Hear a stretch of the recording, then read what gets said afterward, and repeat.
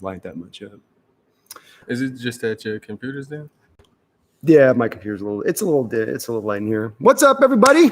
Well, we got a Seahawk W win. We are live. We promised. We said we'd do an after game, and luckily it's an after game victory that we're doing right now. Got the dub. Super stoked. From my standpoint, I feel like this game played out a lot like I thought it would.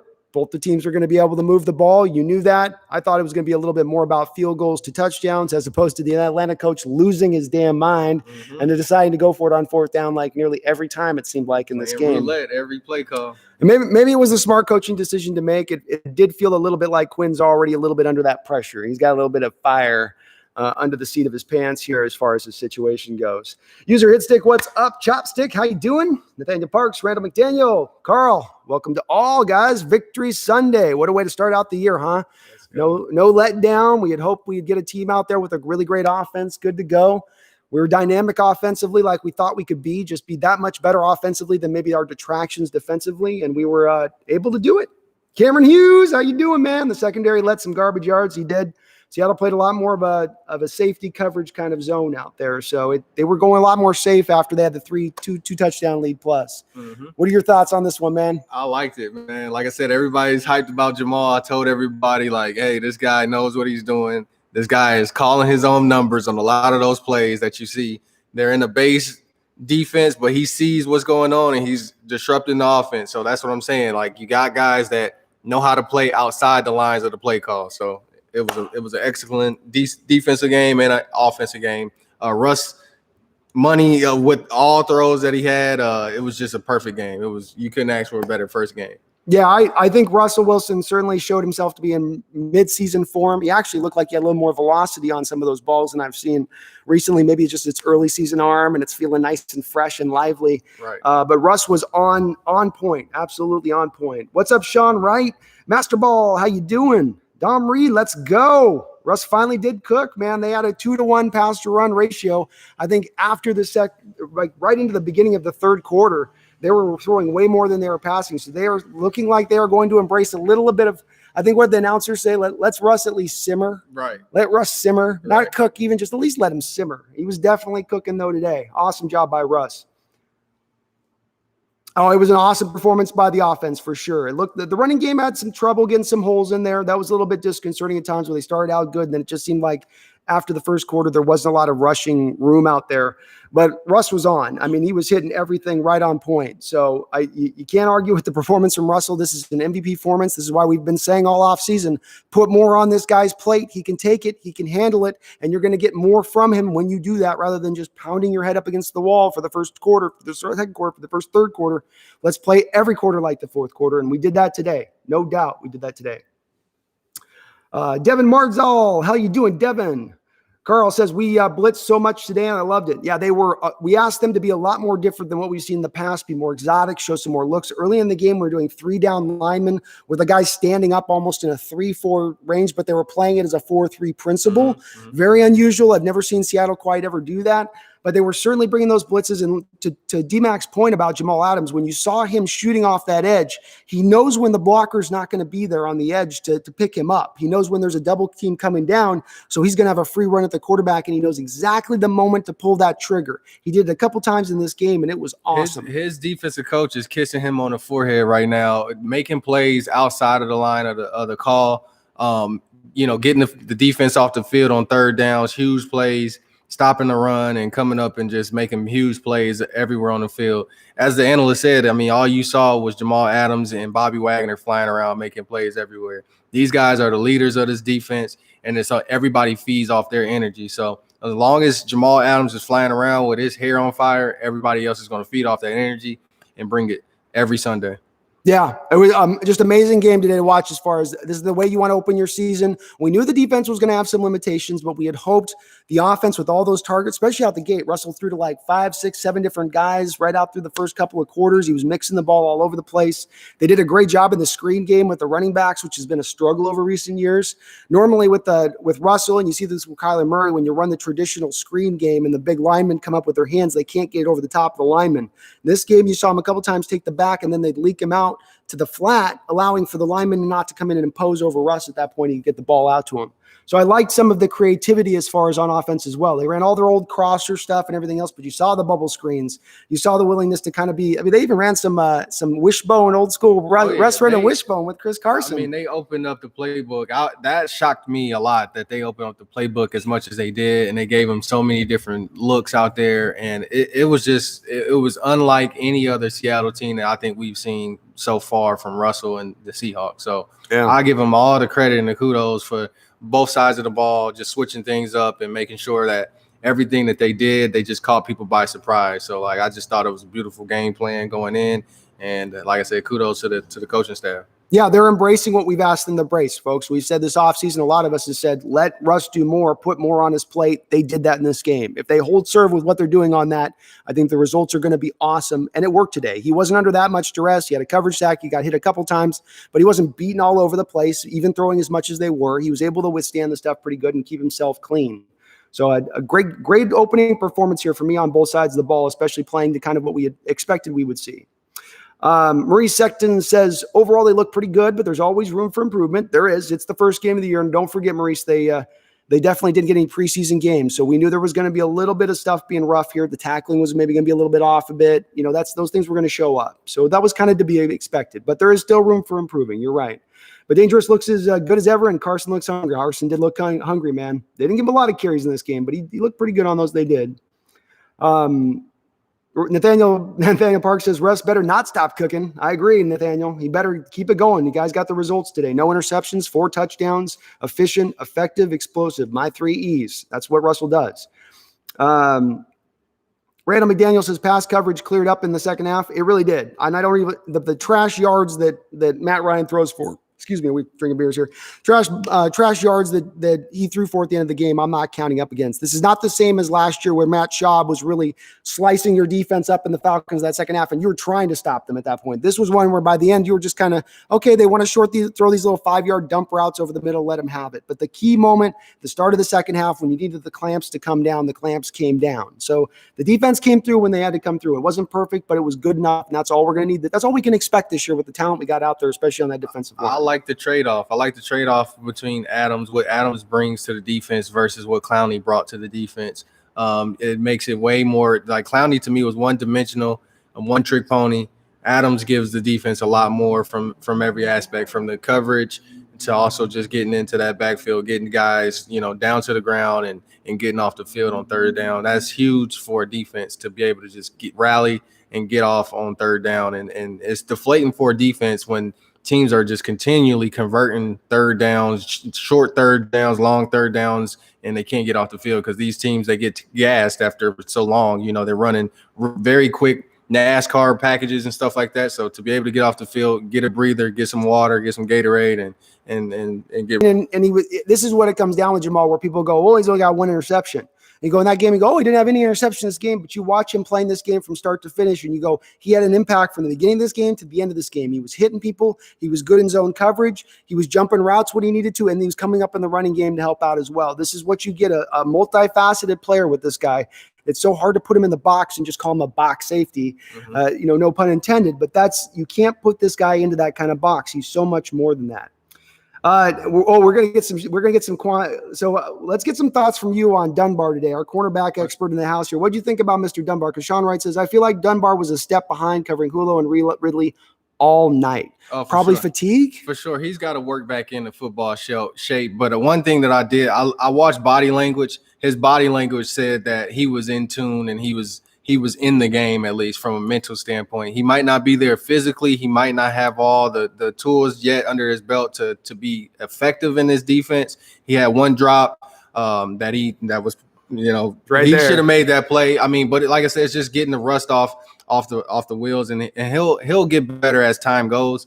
I'm not too concerned about him because they attacked him a lot. I mean, they went after. It was clear as day that they went after Dunbar today, and rightfully so. Like I said, the guy went through a limited training camp. They know that. They know all the same things that we know about it. So rightfully so, they went after him. And like I said, the team and the secondary kind of made up for where he lacked or whatever as a unit. I had no problem with him starting and also being in the game. The only thing with me I was interested is I thought we'd get a few more snaps from Trey Flowers out there and balanced. It seemed like Dunbar was out there for the majority of the game. It'll be interesting to see the snap counts, but they didn't seem like they're giving as much Flower run out there as they're going Dunbar to really see what they had with him out there. But I agree. I mean, maybe he'll come along. There were some times where it was brutal a little bit early on when he opened up his hips on a Julio Jones out route that stood out, where his hips are wide open. He should be having his hips to the sideline, and Julio just turns him right out on the out route. He's got to come back in with his technique. He's got to clean up his feet. They'll get that right. They'll get to the film and they'll coach him up, and he'll work on some things in practice. And hopefully, like I said, by mid-season, he'll be a little bit better and cleaner as far as his feet. But his feet he had a very wide stance. He was getting turned around and spun around very easily on simple, in and out routes and stuff like that. They weren't giving him anything super complex, but he was just basically really, really driving on routes that he really had no business driving on or sitting on routes. Yeah, it's coming along. He's a work in progress. Chopstick says we have the best defense again. Oh boy, Chopstick, I don't know if we're at the best, but they're definitely going to be improved over what they were last year. That's for sure. Randall McDaniel says, I knew Russ was going to come back to DK after that drop. Got a nice third down conversion. DK really had true drops. He'll clear that up. I agree. I don't think DK's got a hands problem. I don't fall in line with that as other people. Stuff happen at times. No receiver is going to be perfect.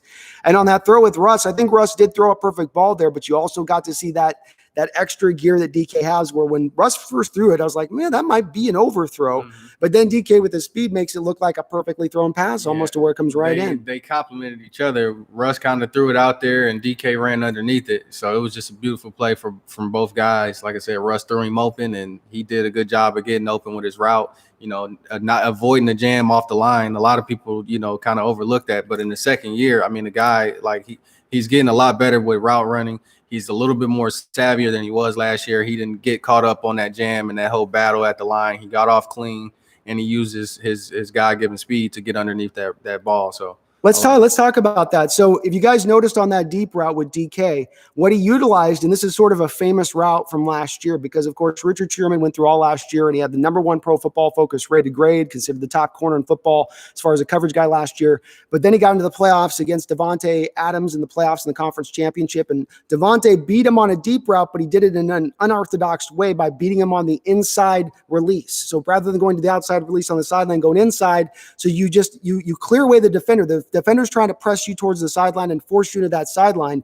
You just throw that out the window by going inside. And if you've got the speed to get around him, then you can beat him in a foot race back to the edge. And that's what DK did. And Sherman not only got beat in the Packer game, but in the Kansas City Chief game against Sammy Watkins as well. Fun to watch DK kind of maybe look at that tape and utilize that into his game, because I didn't remember seeing as many inside releases out of him last year.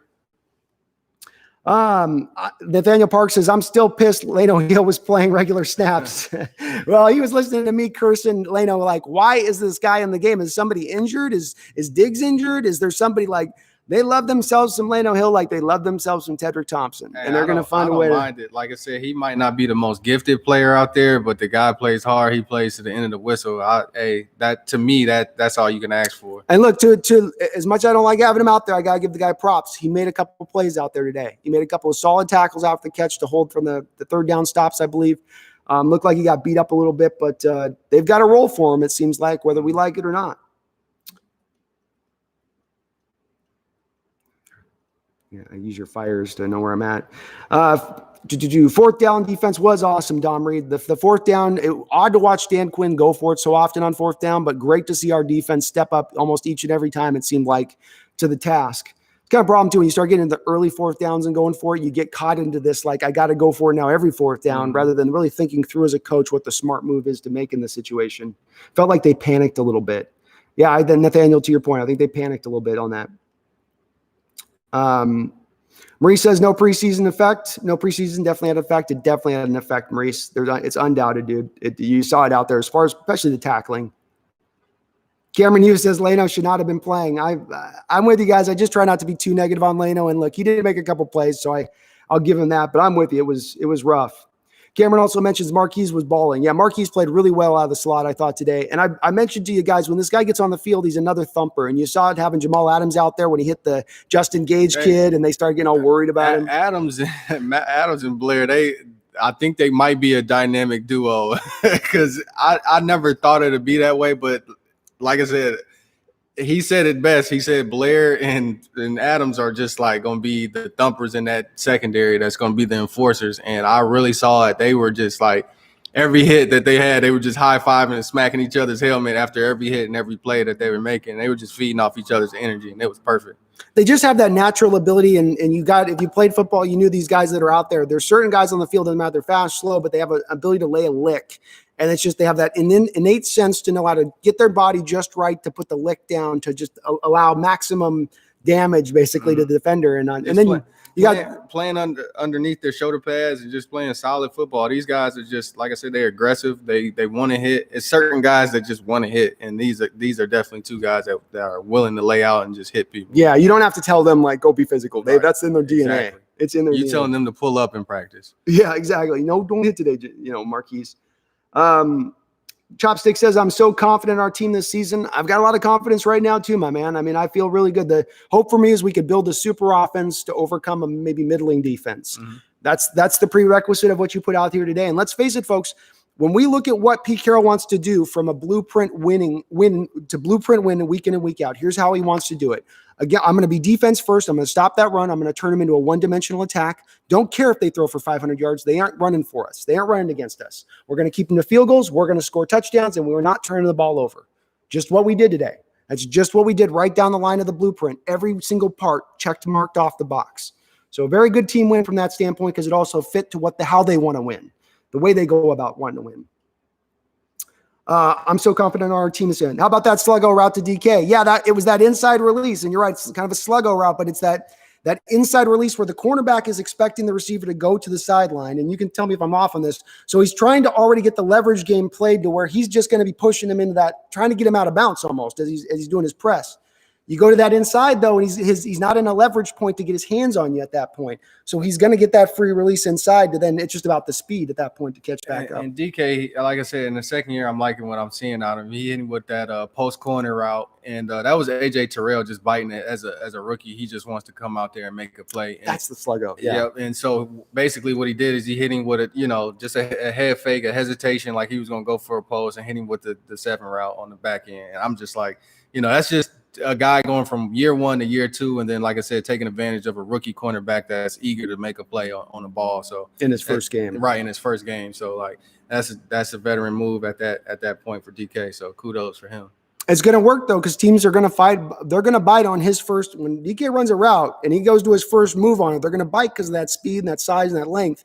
So he can reverse it out, and that's when you go to the secondary route, and it can be open like that a lot of times because they'll so oversell on that first route. So good call. Yeah, that sluggo was a nice little route as well, Dom. Really well run. Nathaniel Parks mentions David Moore. He thought he played it really well. I agree. I thought David Moore, he's got a role on this team, kind of maybe the bubble screen guy, maybe a guy you can like work in space with a little after the catch action. He was good in that role. I thought he played that role really well. So David Moore, I like him on this team in that spot. He's probably our best best bubble screen receiver at the end of the day. So it was nice to see him kind of get a couple touches there. Marie Sexton says, O-line looked good too, minus a few minor mental mistakes. I'm glad Olsen and Hyde got in on the scoring.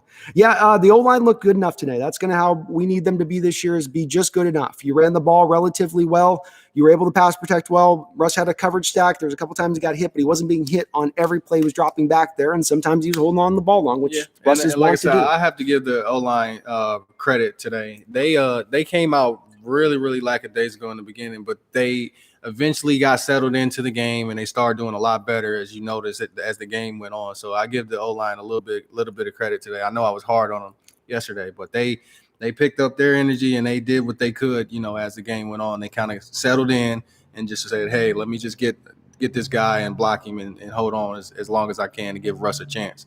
So I give him credit. Are we sure though, folks, that Brandon Shell is a upgrade over Jermaine Ifedi at this point? Or I'll let you guys decide in the chat, but I'm a little worried about our right tackle position right now with Shell out there. He had a couple times where it was not a pretty look for him, and he caused the pressures that happen on that line as much as anybody, I feel like. Randall McDaniel says, my boy Swain showed up, fumble recovery, and a nice catch and run. Yeah, he had a nice little catch, I think, on third down there. He looked pretty good too. I liked what I saw to him. I thought Moore looked good. Moore looked good as well. Yeah, we were just saying on that. Might have scored on that jet fly sweep. I like him on a fly sweep. He's got a lot of speed. He's got some size to him as a receiver, so he can run well after the catch, and he can take a hit and keep going as he did on that. He had the fumble drop, picked it back up, and then took a hit and bounced off it for another 6-7 yards. So pretty awesome.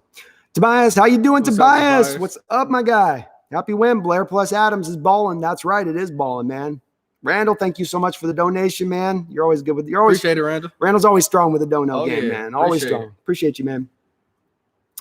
Anthony Habib, they let Russ cook, and he delivered. Oh, he delivered a 4-course meal, an entree, a little dessert, a little blah blah, with a little bit of a you know, get a little bit of that. So Russ was looking good today. Let him cook, man. And it's letting him cook when you come after the first half and it's 2-1 on the pass to run.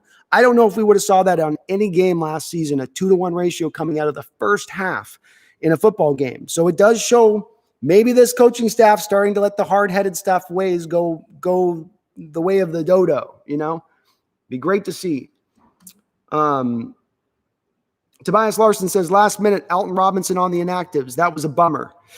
Yeah, probably. It makes a little sense, I guess. They felt like they probably had to go a little heavier in other places like tight end maybe or something like that. So they went a little lighter on defensive line today. Rasheem Green did go out with an injury though, Tobias. So probably depending on what kind of injury that is with Rasheem, they said shoulder. Maybe we are going to see a little more Alton the week after because Rasheem didn't do much in the game when he was in there, I don't believe.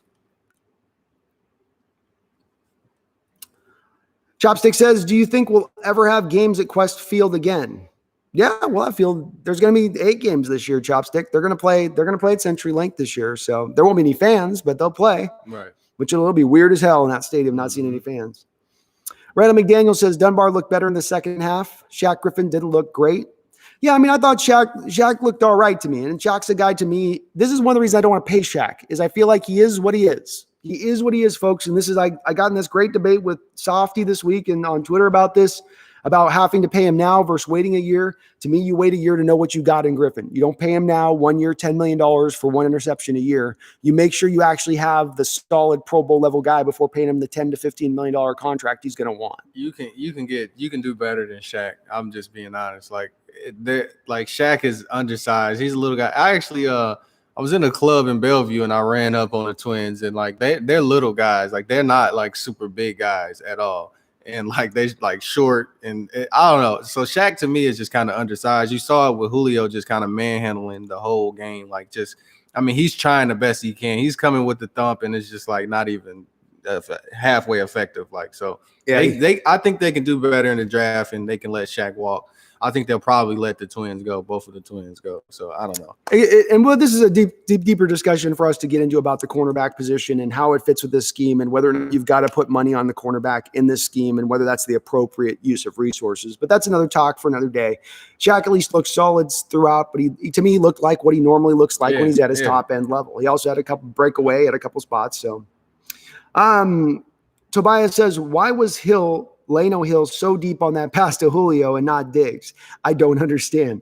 Look, I don't get it either. I don't even know, to be honest with you, what position Leno Hill was playing in this game, because you'd have Quandre Diggs, Jamal Adams on the field, you'd have Marquise Blair on the field, you'd have your 2 corners on the field. It was like an extra guy almost. Well, I think what was happening is personnel wise, so Atlanta got down as far as like points, and so personnel, they were running a lot of like empty backfields and different things, and they were motioning the running backs and everything like that. So I want to say Seattle went dime, and you had extra DBs out there. He's the dime. That's it. He's the dime corner. Yeah, you had extra DBs out there, and so like they were just like in different positions basically based on the formation that Atlanta was throwing at him. So it could have been some stuff on the fly, some checks on the fly that just put him in different positions.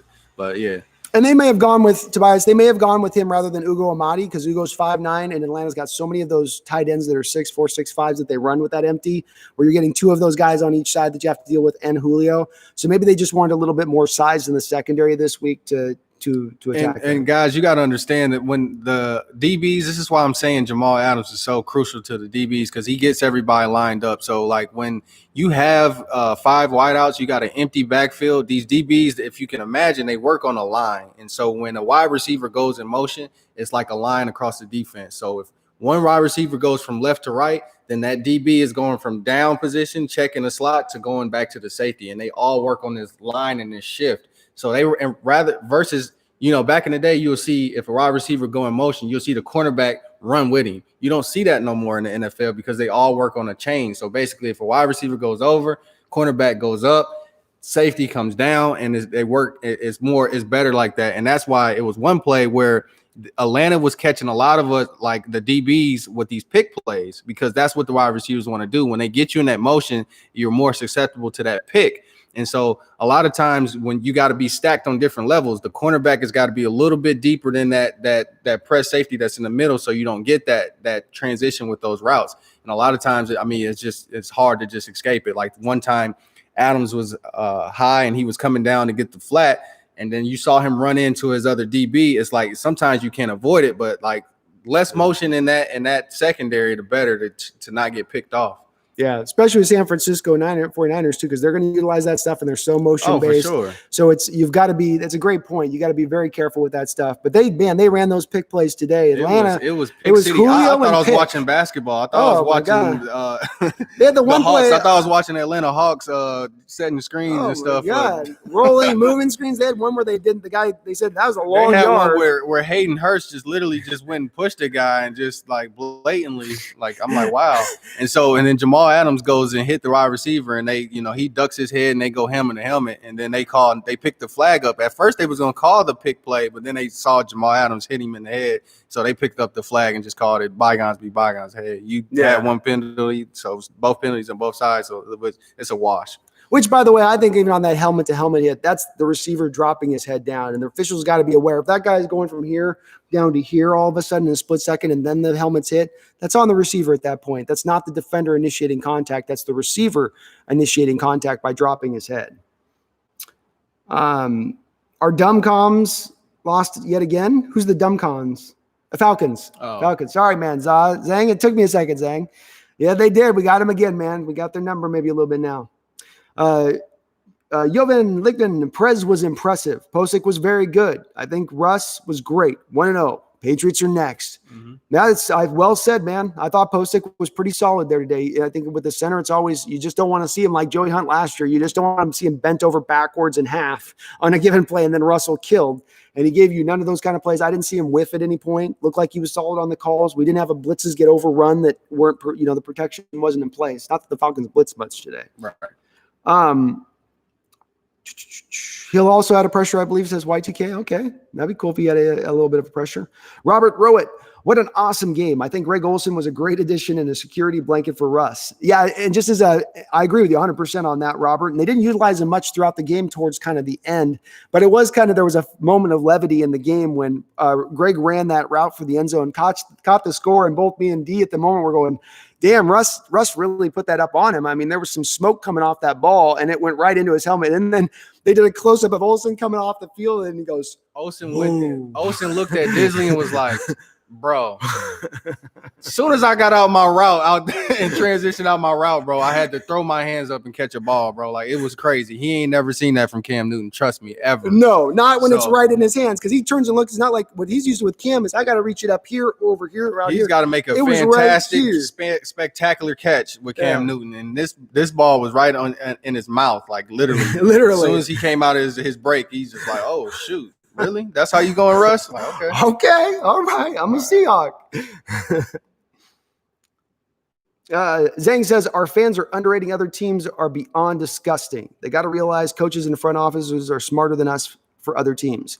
You can at times. The thing that they did today, Zhang, that was showing intelligence where it hasn't showed intelligence is it's the old axiom of doing the same thing over and over again and failing and expecting a different result. It's the definition of insanity. It's applied to Einstein a lot, but I don't think he actually said it.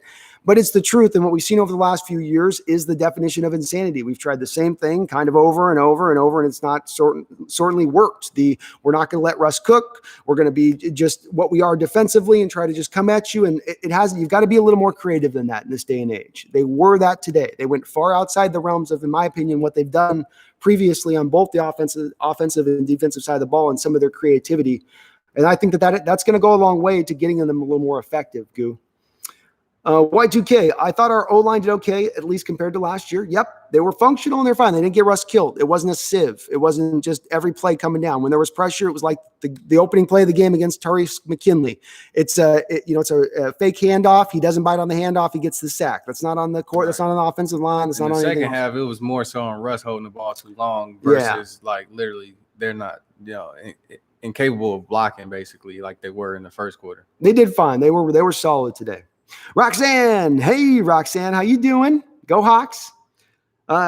Joey 215, Manuel, cracking skulls. We were cracking skulls, man. We were out there laying hits. We got some physicality back in that secondary again. Guys out there hitting, Bobby hitting, Jamal hitting, Marquise Blair hitting. You get Jordan Brooks on that field. You're getting some thumpers now, all a collection of thumpers and this will add up. When teams look at the video and they watch Justin Gage getting up going like this, they're going to go, I don't know if I want to go over the middle real solid, coach. Like my arms are going to get shorter. And he wanted no parts of that, that route going inside. No. And the word will get out on the streets on that kind of thing. We killed the Falcons. Well, they did decently against us offensively wise, but it was a pretty thorough beating offensively wise. They didn't have many answers for us. I think we only had 1 3 and out all day long, I believe. Randall says, how nice was it to come out, score on a first drive, and then keep the foot on the gas, even with the garbage points, didn't get cute on offense. Penalties derailed us a bit, but that was the difference in offense. Well, and that's to your point, Randall, it's that when you put your foot on the gas, you got more room for error. When you try to lighten up, tighten everything down, hold on for dear life, that's when you tend to now create where a small mistake gets blown up because everything's been so reduced. But let it be free and easy. Let yourself just go, and this is what you can get out of it. You can let your offense really cook, and it's a great point and a salient point. They still kept on it after that first drive. They didn't go, okay, we'll be aggressive initially. Now we'll just slide back into what we were. We're just going to run and bang up the middle. No, they really. And there was at times I was kind of almost wanting them to run more than they did at times in this game, which is great to see. I love it. I want to think that at times. So that was an awesome observation there, and totally true. Shervins, how you doing, Shervins? It was a beautiful game to watch. This wasn't one of our recent games, was it, folks? No heart attacks. My hand, calm, not jumping. I'm not pissed, angry, not swearing. Cracks in the window. No cracks in the window. No broken TV. It's pretty nice. Good. It's nice. Julian, how you doing, Julian Bumbarger? Jamal effing Adams, you're damn right, man. That is a difference maker all over the field. This guy is going to be a big time difference maker on this defense. And I can't wait to see what we got. I mean, we're just beginning to see the little tip of the iceberg top here. And Shervins, we let Russ cook 100%. We let him cook today, man. 100. This is what let Russ cook looks like. This is exactly what it looks like. Hello, Efferman. Jamal Adams, so worth it. Worth every one of those draft picks, wasn't he, Hillel? With everyone. Nobody's crying those 2 first-round picks right now, are they? Yeah. Everybody's like, I don't care with those first-round picks. Take a third, too. Take a third, too. Frozen. You can have a third, too. Oh, shoot. Watch the whole game, says Thomas E. Russ was balling. He was absolutely balling. I don't know. Maybe you guys can let me know. Did it seem like you had a few extra RPAs on those? Was it miles per hour on those fastballs? He was. Sure. Yeah, again, I think he's got that loose arm. He hasn't a full training camp. He's feeling good. But Jamal is very fun to watch, Tom. He is an instinctive player, a fast player. He's a violent player. Everything you want in a football player on the defensive side of the ball, man. This is what you draw up in defensive football players. Coach Prez. Larry Williams says, Russell Wilson, MVP 2020. I'm with you, Larry. I'm with you, man. He puts in performances like this. It's going to be real, real hard not to at least give the goddamn man a vote this year. You can't get him a vote. I mean, but I've said this year, I think it's the year he throws for 40 touchdowns. This is the year I think it's the year he does. And that's that one stat that can really elevate you as a quarterback to putting you into that MVP discussion and really being in the mix, even if other guys have thrown for more yardage, right? Let's say. Shervin says your brother was probably shitting himself watching Jamal Adams play today. He's texting me. I could read you the text line, Shervin. He's over there just something Jamal heart emojis heart. He's just constantly. It's just a bunch of heart emojis and Jamal Adams and just he's blushing right now. He's got little hearts in his eyes right now. Yeah, my brother's on cloud nine, man. Shervin, he's loving it. He's in. I told you. Randall McDaniel says I feel like our line played okay. Our protection got better as the game progressed. That last sack was on Russ. Got to get out. Agreed. But his strength can be a weakness holding on the ball. Yeah, it's always going to be, not just Russ, mobile quarterbacks get sacked more than immobile quarterbacks. This is a fact of life because they try to hold on to the ball a little bit too long.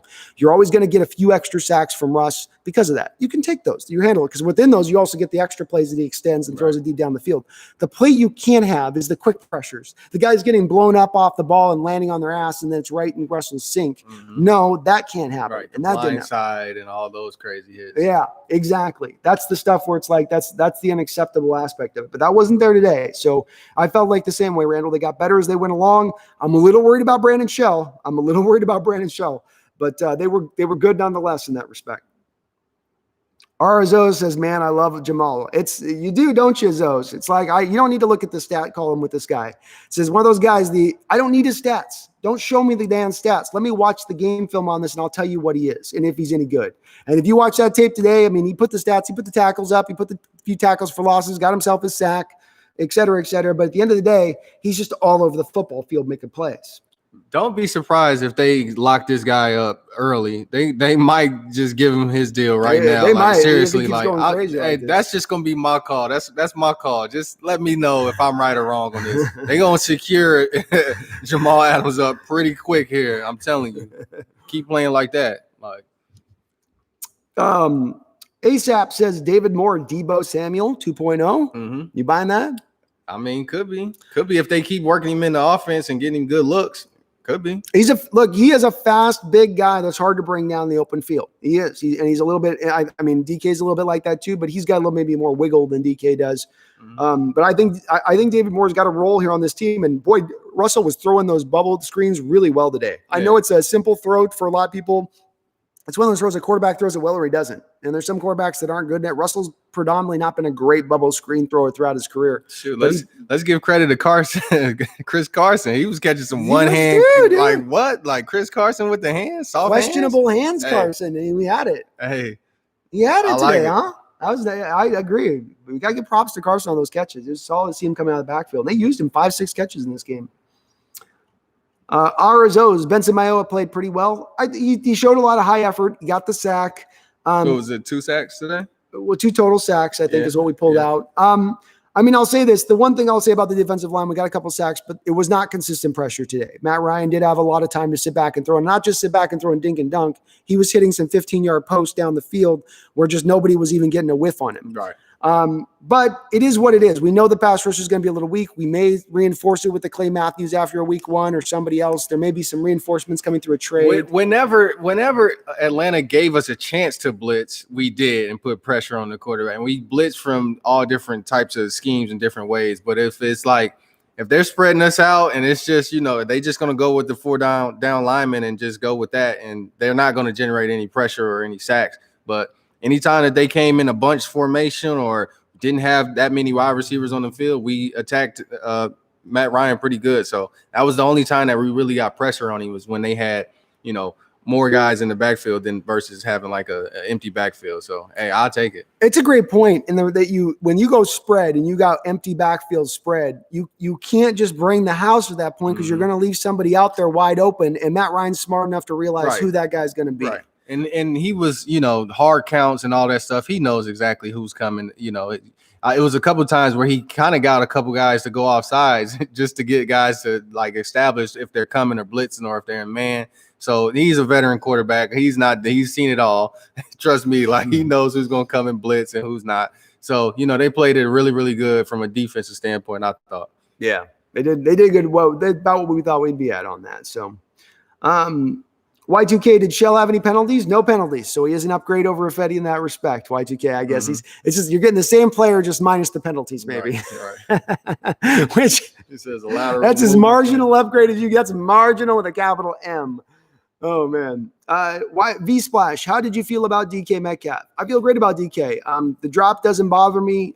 He ran 2 great routes on the sluggo route on the inside release. I especially gravitate towards the inside release because of the 2 things that it shows me. Number 1, I didn't see a lot of inside releases with him on this last season. I feel if you took rookie DK Metcalf, he takes that to the edge, the cornerback presses him to the sideline, and it's probably an overthrow out of bounds. He takes the inside release, uses his speed to get deep, and then the second part of this is that acceleration. That 4.33 speed shows up on the football field. Because when Russell first threw that ball, it looked like a little bit of an overthrow to me. But that speed put it right on the button for him. So Your typical wide receiver is diving to go get that ball. Trust me, he runs underneath it smoothly. Like, he even kept in stride after he caught the ball. Like, I'm thinking like, whoa, like that's some speed right there. Oh, that's legit. And that is why we say the guy's got the Hall of Fame trajectory, is that there's not a lot you can do about that at the end of the day.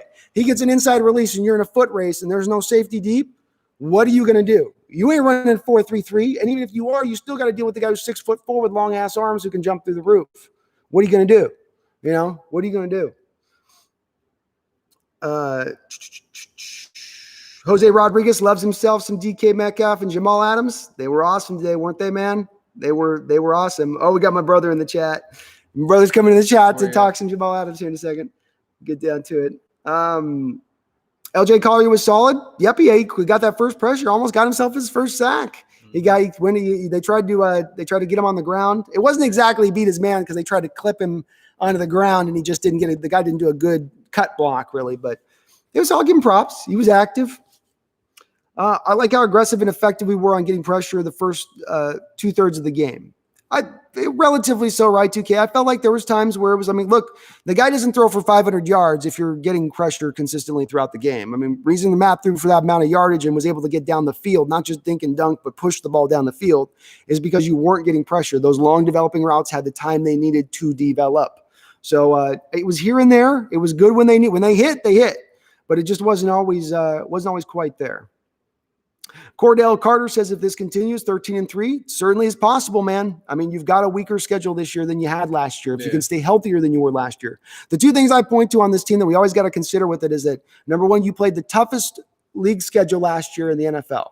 The toughest schedule. And you had 5 10 a.m. games. And I think we were the most traveled team last year, too. That, too. We're always the most traveled team as well. The most distance traveled as a team. So that thing, and then you lost more games to starters than anybody else in the NFL, and that's usually not a stat that replicates itself into a second year. So if those two things can clear themselves up, and they have in the schedule, and we'll see on the injuries, that alone could see you elevating yourself as far as your record goes. So I can see where you're coming from on Cordell. If they play like this, play to the offense, protect the defense, be just good enough, yeah, they can absolutely do it.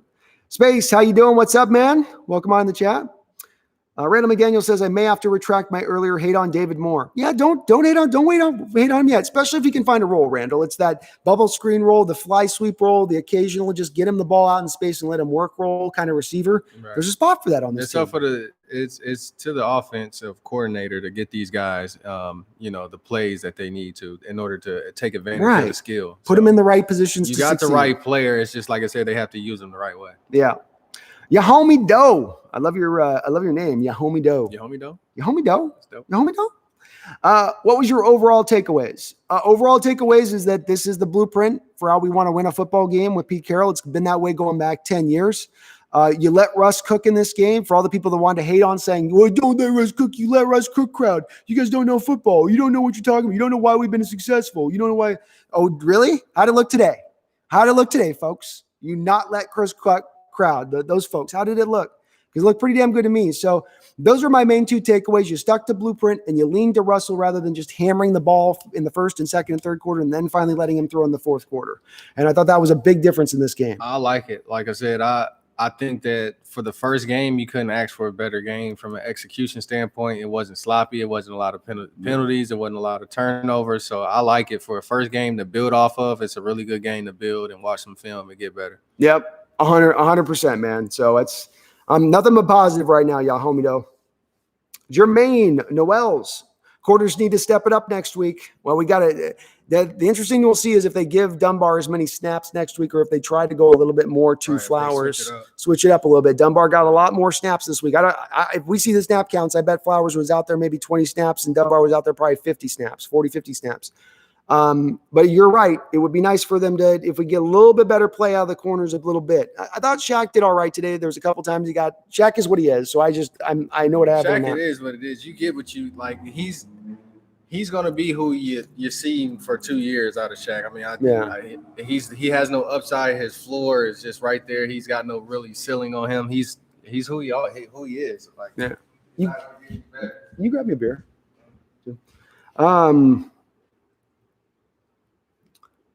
Randall McDaniel says Moore had our best punt return in 5 years. Yeah, and Randall, it's one of the things I've been saying with Tyler Lockett is that it's not to knock Tyler as a player that he's gotten lesser as a player. It's just that he's not as effective in the punt return game as he once was.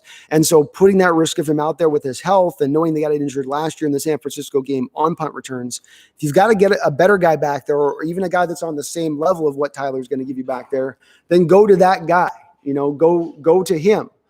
Don't keep Tyler out there and risk it with him. Let him be protected maybe just a little bit here as he's getting a little bit older. Soft Num-Nums. We've got the great usernames today, man. Soft Num-Nums. Michael Kendricks ruined that D last year. Well, this certainly comes back to what I've told you guys about this, that one of the reasons they signed Bruce Irvin was as a rotational pass rusher, but to also be the starting Sam linebacker because he played it so well in 2013 and 14 before he got the big free agent deal with the Oakland Raiders. And that's what he did today. He set the edge. He was solid out there. Bruce didn't get any sacks or anything like that. Taysom Hill, your boy's going off. But he was good enough. He was good enough today in what he did, and he's an upgrade absolutely. He's an upgrade absolutely soft num-nums over what Michael Kendricks was last year, which I think Michael Kendricks is probably kind of on his way out. My brother asks, am I too late for the Jamal Adams Love Fest? Yeah, you might have to. Robert, everybody's been loving themselves in Jamal. I've even got a couple questions about how's your brother doing right now, Rob? So people have been asking me on is your brother, is he super happy at the moment? He's already texted me through the game. So I let him know. Joey, 215 Manuel. ESPN showing their typical bias. Headlines about Rodgers and Cam, nothing about Wilson. Cam scored 21 points and they're putting headlines on Cam. Oh, no, man. It's disgusting. Right. D-Mac was talking so much trash about Cam throughout he's playing against Cam in fantasy today. So he's hating on Cam Newton. We got an interception. The running back Cam Newton. Nathaniel Parks says Bobby played very well. He should shut down the middle of the field today. I thought Bobby played great. Vintage Bobby. He was all over the field making tackles, shot the gap on one play that was a key, I think, third or fourth down there. It was good in coverage, right on the guy. I think a lot of problems with Bobby last year had to do with, I think he was playing a little bit beat up. I think he was a little nicked up a bit last year, and it slowed him down maybe a little bit. But I expect him to bounce back this year. He looked a little thinner this year. He looked a little bit like he might be a little just tiny lighter, so he gets some of that speed back. That's what those older guys like. Ray Lewis did that too. Like you drop 5 to 10 to get that extra half-foot step back that you're losing. Y2KA says, what's a good site that keeps track of player pressures? Pro Football Focus does it, but you got to pay for their prescription thing. Sure. I know ESPN doesn't. There's sometimes some other sites that'll do it, but the data doesn't always come in fast. So maybe we'll actually get a legitimate site this year that comes up. Maybe it should be something that we add to the channel. Yeah, if we can do a way maybe to put it through, we'll start maybe kind of assembling it because there should be something out there. I mean, that's free money for somebody to just create a website for pressures. People would want to check on that. Beyond Balance, you did call it, man. You told us it wasn't going to be close, and you were right. It wasn't really close. I mean, it was, I was pretty close. I said 35-28. I wasn't bad on my 35-28 thing. You said 35-21. 34-31. 34-31. Yeah, so we weren't incredibly off. I was kind of off. Just a tiny bit. Rob says Blair getting dabs from Adams after big hits brings a tear to my eye. Mm-hmm. Yeah, D-Mac said that too the second it happened. That was one of the first things I noticed is I kept seeing Adams and Blair just on some just attaboys every play, every hit, like just bringing it. And so more and more of those DBs gonna want to get in on that action, and so it's just only gonna make the defense better. And he knows, I'm sure Adam sees this guy's like me. I mean, when he comes in, he comes downhill, he's laying hits and he's putting people down. So that's what you get on the field with a guy like Marquise Blair. It's probably a big part of the reason that drew them to sliding him to the slot, not just the cover skills, but knowing that you're bringing a level of intimidation now into the field with this guy. This ain't your normal slot corner at 5'9" that's just light on the pants and holding on. You catch it, and he's in zone, he's coming down. Let you know he's on the field. And we talked about yesterday, if you get those zone points where we've got Adams down box, you got your slot Marquise Blair here, and they're squeezing that zone, and your quarterback going between that zone with those two guys there, you're getting your guys beat up. Mm-hmm. They're going to get beat up over the course of the game in that respect. Chopstick says they didn't even recognize Russ as the best quarterback, but that's okay. Everyone in Washington State knows. That's right, Chopstick. We don't need them to know. As long as we get our Super Bowls, they can keep their MVPs. We'll just take our Super Bowl Lombardi trophies and call it a day. Fred Garvin with the 5. I appreciate it. Thank you, Fred. Appreciate it. Appreciate you, Fred. Thank you so much. You're a dynamic duo for breakdowns. Hell yeah, man. I like the sound of that. Hopefully all you can make this work from different locations. Thanks for the content. We'll get it figured out, my man. Yes, sir, It's a better show here when I get D-Mac in here and he can bounce off me. I can bounce off him. So I agree with you. I think we're a lethal combo, man. Appreciate the support, Fred. Yahomie Doe, what do you think about our pass rush run D? Well, here's the thing about the run D at the minute. You saw Gurley come out initially and you said, damn, that's vintage Gurley. Mm-hmm. That looks like Gurley from a couple of years ago. He's fast. He's moving. He's got that slide and glide and cut upfield. But then something happened. Like D-Mac noticed he got on the sideline, helmet off all of a sudden. Well, here's the thing, guys. I'm just gonna let you know, Gurley's on my fantasy team. All right, so I'm kind of watching. Like I don't want him to do too good, but like I kind of want him to do good, kind of thing, right? So you know where I'm coming from. So I'm watching him closely, and I'm just like, he comes out on that first drive, and he's just running hard, and then all of a sudden I see like he kind of got bent up on a tackle, and he came off the field, and then they instantly subbed him out, and I'm like, something's different. He took his helmet off. He's on the sideline, kind of like, and got a grimace on his face, like, damn, like I think I messed my knee up a little bit or tweaked it or something. And so ever since then they were making those bonehead play calls, and on fourth down and all that stuff. The momentum swung so quickly. It just felt like Atlanta had the momentum in the beginning when they were running the ball successfully, and then they went away from it. And then a couple of those bad calls and everything else, and the momentum just swung at that point.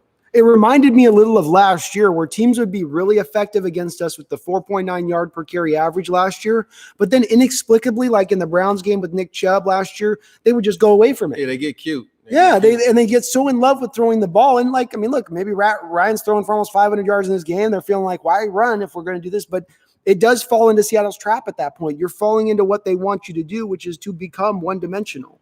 So you're fitting yourself into the schematic designs of the defense at that point when you fall into that trap, especially when you're getting big chunks. Right. Like that was the thing. They were getting then they went back to the run. There was nothing there at that point. Well, then they felt sorry for him. So they had him on the sideline the whole drive. And then they got on the 1 yard line. So, hey, Gurley, come on, put your helmet on.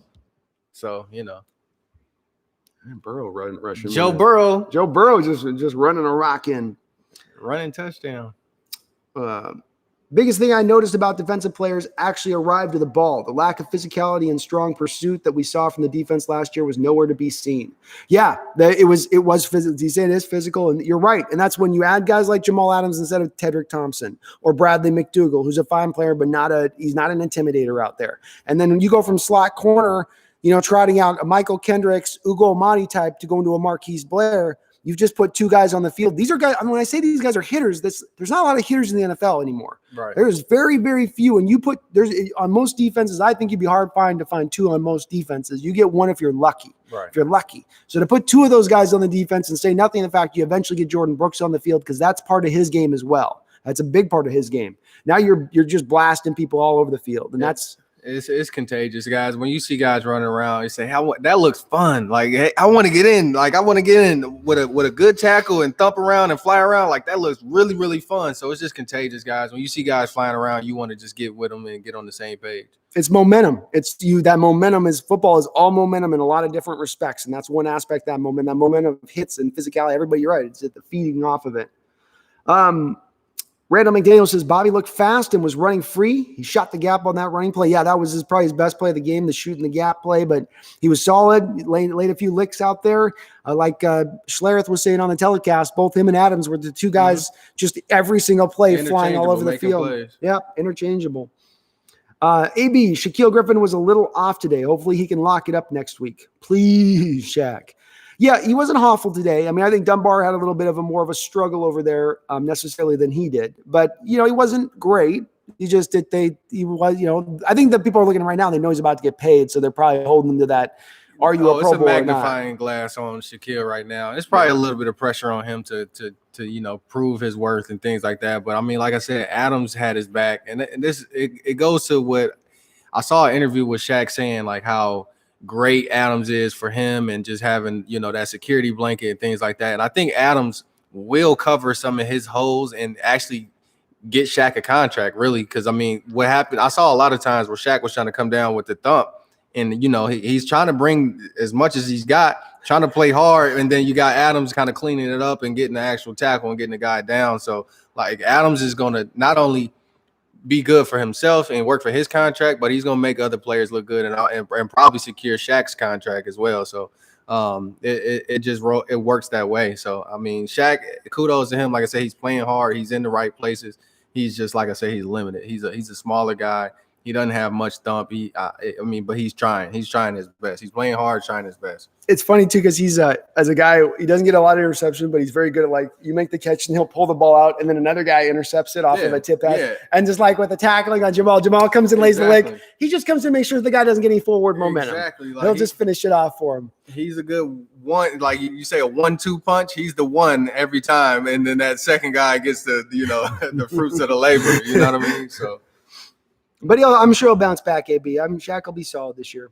Robert Pennington says, my brother, if Adams keeps playing at this level, we should extend him by week 3. Well, that's what D-Mac's saying as well. I'm telling you, he's going to get paid, bro. Hey. He was playing out of his mind today, man. Robbie, straight up, he was playing out of his mind today. So if you're going to earn that's how you earn a contract, by doing all of that. He only would have had an interception at the end if Quandre didn't jump in front of him to pick it. And that would have just put a little cherry on the top of that day. Right.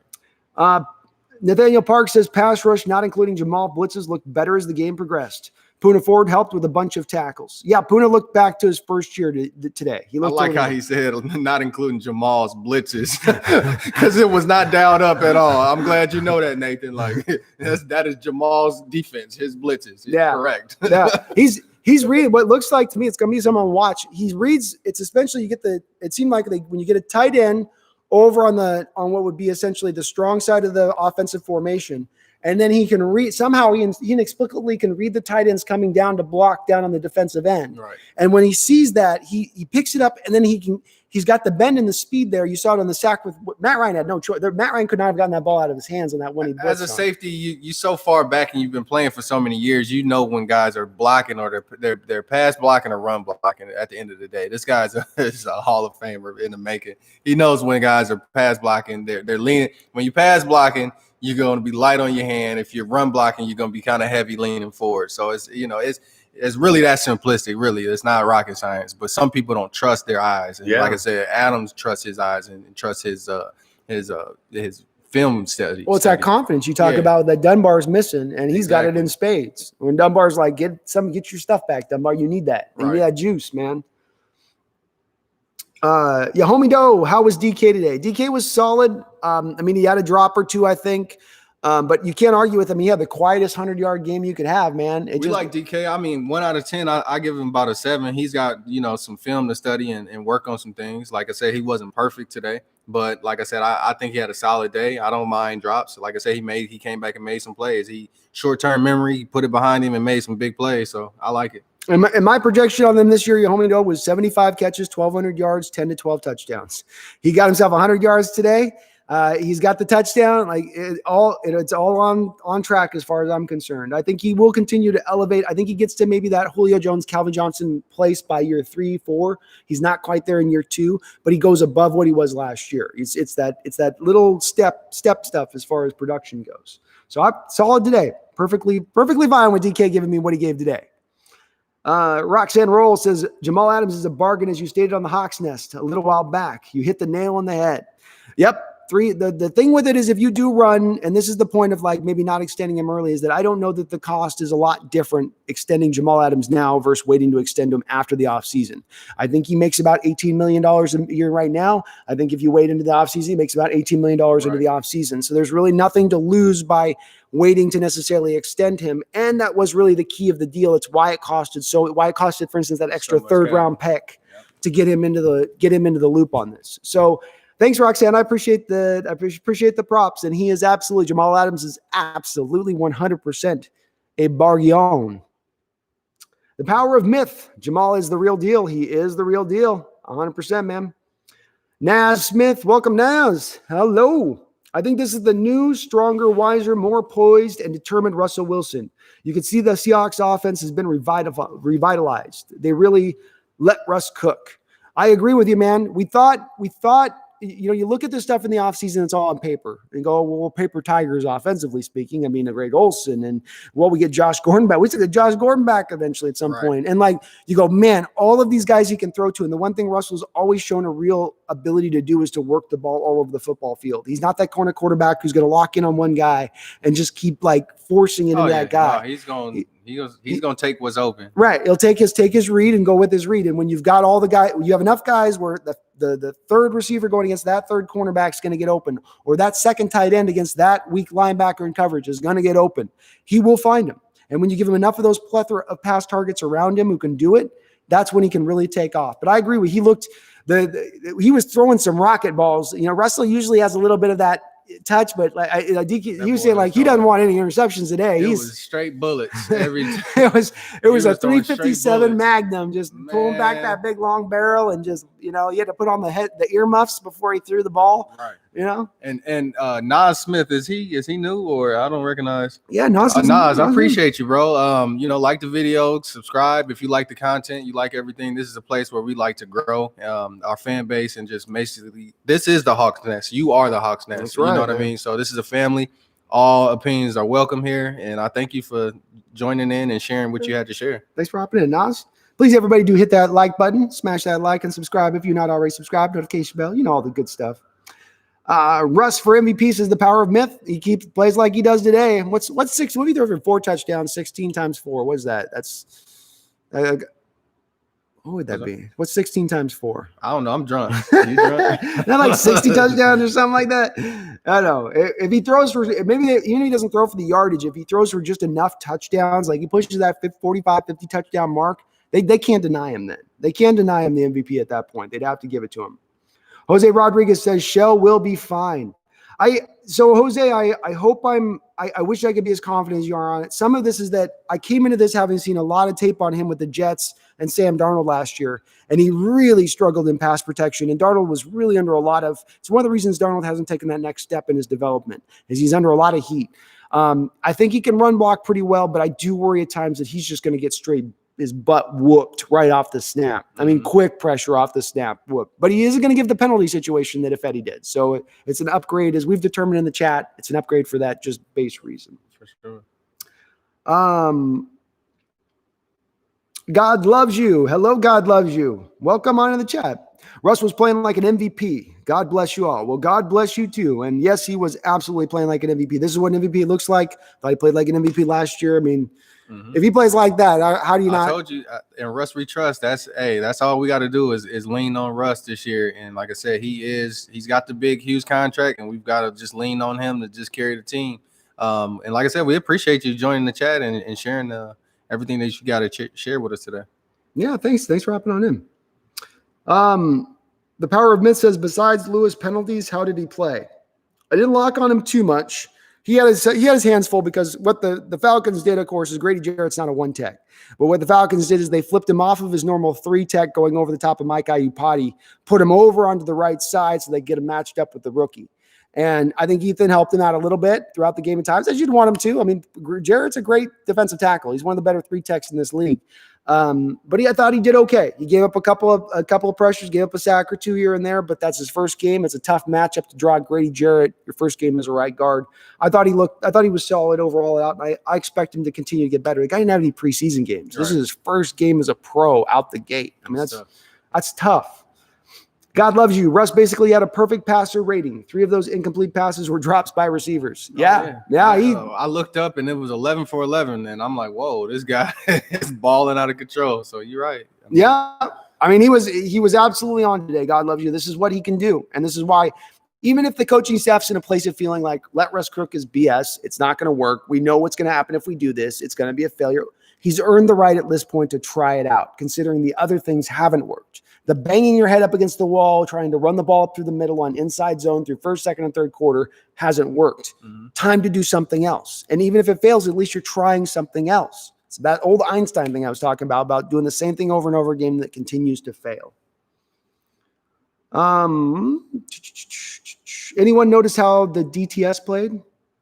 What's DTS? Defensive tackles. Defensive tackles. Can you elaborate on that, Y2K? I don't know what you meant on the DTS. Anthony Abib, I thought David Moore played pretty good. Yeah, you like David Moore? You like him on that just as a bubble guy? If they scheme you up right, yeah, I like it. Anthony Abib, surprisingly, the D-line wasn't terrible. No, it wasn't terrible. And they just, all they've got to be is just hold the water, not get gashed. I think the most impressive part for me on the defense is that they came out, they had some running holes in you right out the gate. Mm-hmm. You shored that stuff up instantaneously. And maybe Gurley he got his knee like throttled out a bit and couldn't run with that same explosion. I want to say half of it was Gurley got hurt very early, but they did start to, slow up some of those gaps that they had, those huge gaps that they had in the beginning of the first quarter. So it was a combination of the two, but I think they did the job. They took care of what they could take care of. They control what they can control.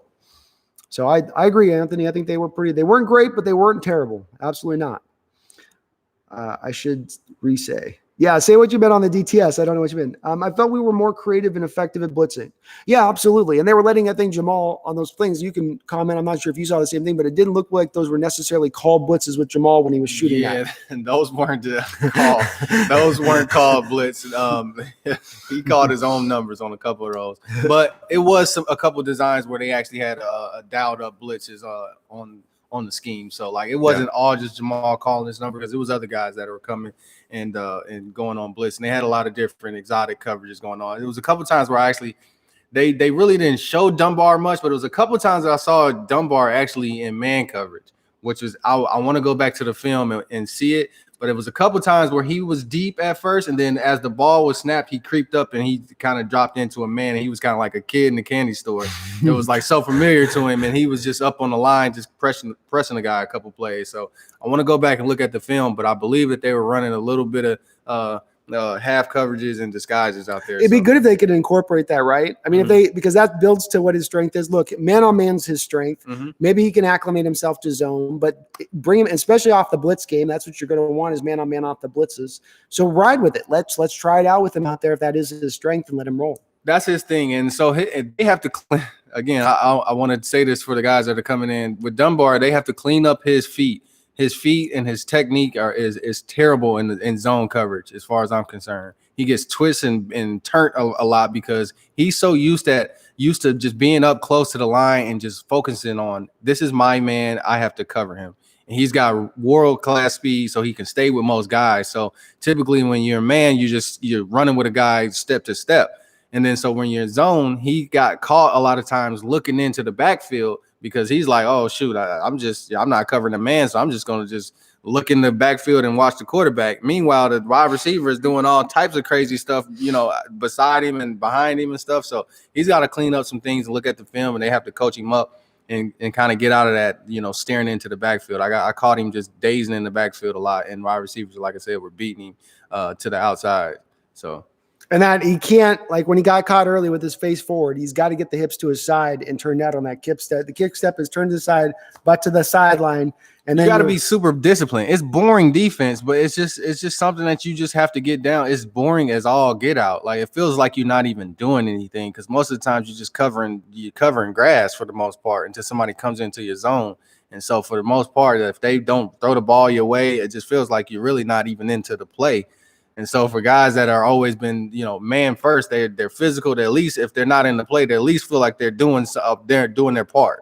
So it's just a different mindset, and he's got to acclimate to the new scheme. Yeah, and it's not surprising. It's going to maybe take him a little bit of time. Just build to his strengths while he's building up. Do a little more man with him on that other side. Like we've talked about, you got Shaq on zone on one side. Give him a bone every now and then, and let him drop into a man coverage when there's one wide receiver. Exactly. AB, how did Shaquille play? Me and D-Mac pretty much agree on this. He played about this is what he plays at. This is who he is to us. This is about, at this point, this is just what you get is what you see. What you see is what you get. So I think he played solid, not great. It's not great, good, right. Okay, a little bit better than average. Like that's who he is to me.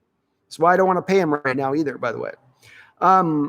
Anthony Abib, I was really impressed by Brian Schottenheimer's play calling. I was too. I was really impressed. It showed a lot more variedness. It showed a lot more willingness to do a variety of different things. Mm-hmm. I mean, they had Russ running the wishbone, folks. He was running the wishbone with the pitch. It didn't feel like previous years where they had like practices where they basically just rehearsed a first quarter and then they run out of plays and then it's like, okay, what do we do now? It felt like they just had a full complete playbook, that they had just a bevy of plays to pick through and just work through, and they had a plan. Like, it didn't feel just like you know what I mean, that just that one rehearsal that you got 10 plays that you rehearse and then after that it's just like, oh, what do we do? Oh crap, what do we do now? Like, yeah, there was a plan out there. They were not scrambling. They were not reacting. They were taking it to that defense on the offensive side of the ball in every way with the way they're playing. And they kept them on their heels. They didn't know what to key in on. They didn't know where to go. There was times they were trying to key on the run. They were going so pass heavy, it was throwing the Falcons off, I think. So great job by Schottenheimer. Might have been his best play calling day as a play caller today, just as varied as it was and as effective as it was. Especially because you didn't have the running game to lean back on. It was really all passing today. AB says, I hope the man can fix it up next game. I think he's talking about Dunbar. It'll probably take a little bit of time. He'll fix it, guys. I have confidence. He'll fix it. Because he still had the swagger. He did. He was talking. The swagger. He was still talking out there. He was getting burnt and still talking. Hey, I don't care. Like, you can get burnt as long as that swagger and that, that charisma is still there. Hey, you can always work on cleaning your feet in practice. So the swagger's got to come first. It's got to be there for those cornerbacks. You got to have the confidence. Crazy Loner, what's your view on the rookie right guard Lewis? I thought he did pretty good. Yeah, I thought he did pretty good, Crazy. And again, the fact that they flipped Jared over there surprised me, because I didn't think that they would take Jared over into a one tech where, one tech, it's so much easier to get blocked down by the center at that point because you're being put between the two, and it's just like you're setting yourself up for a sandwich, playing and play out. Jared still was able to go out and eat. But so he really had his hands full today, and it was a tough, especially no preseason games and everything else. I thought he acclimated himself pretty well overall. I didn't concentrate probably as much as I wanted to on him, just because I was so impressed by what the offense was doing. There was so many guys to watch at one time. Yeah, there was. You're just trying to poke in on guys like how's Shell and how's so.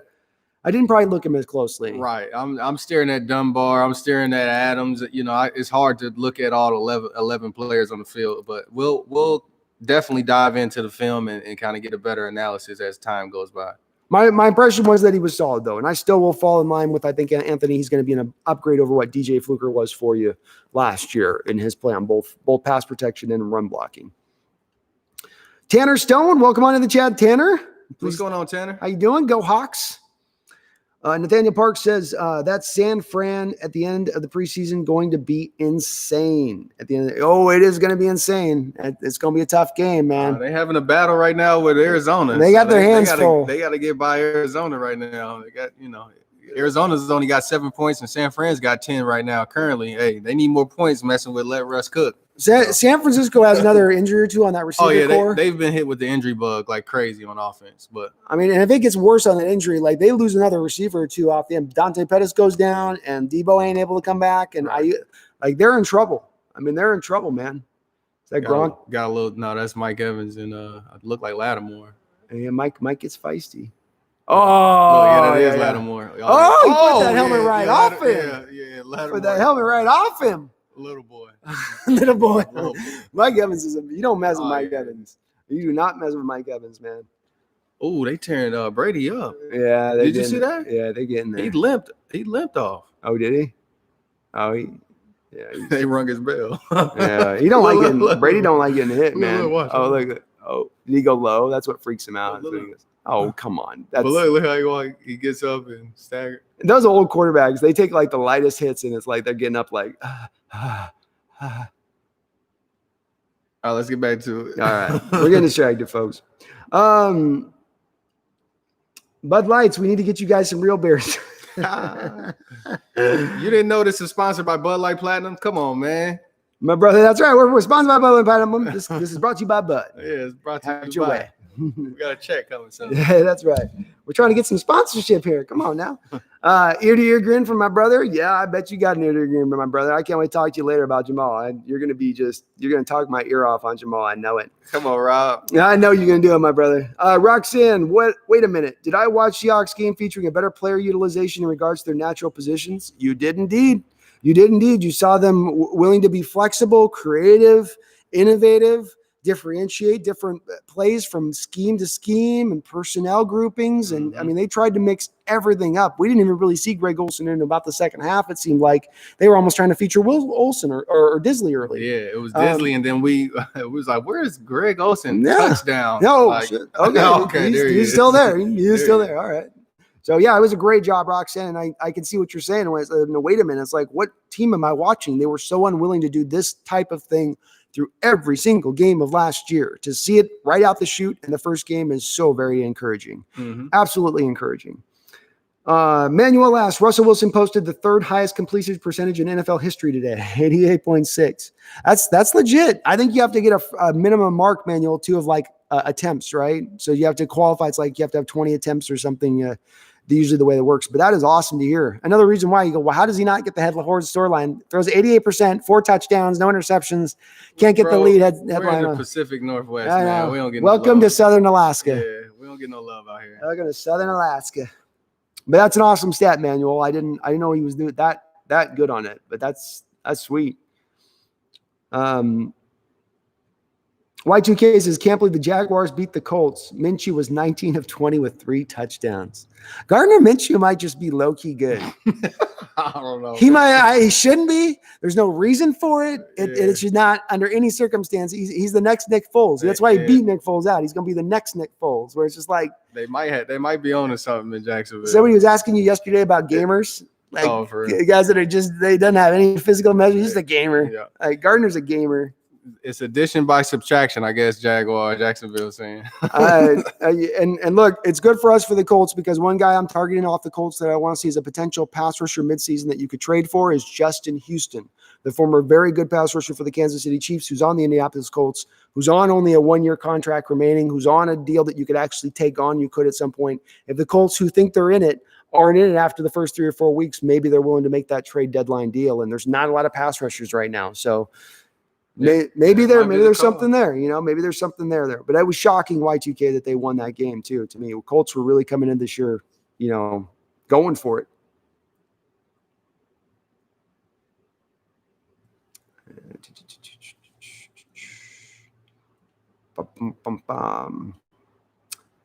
Thoughts on LJ Collier and Benson Mayowa? I probably would have told you Benson Mayowa played a little bit of a better game. LJ Collier had the one pressure where he got cut. The guy tried to cut him. It was a bad cut block. It wasn't one of those pressures where like he's using hand usage and he's like using bend we've never seen or something that he's displaying that he hasn't. He kept his feet. He got to the quarterback and he made a play on it. But other than that, I didn't see LJ Collier flash throughout the game. I got to see the stat chart to see if he even put anything up, but I don't think he did a whole lot. Mayowa was pretty active. The only issue I have with the Mayowa insanity mix is that he's not a pure Leo N that you normally want on that edge. He's not exactly the full complement of pass rusher you'd like to be bringing out there. But he got the job done today. He did just enough, got himself a sack. Can't argue with that. It was at a key moment. So good job on his part. I like Mayowa. I think him and Irvin in the same place. They're competent pass rushers. Absolutely. Oh, Vince Young got his first sack there. All right. Randall McDaniel says, I don't love Travis Homer on third down.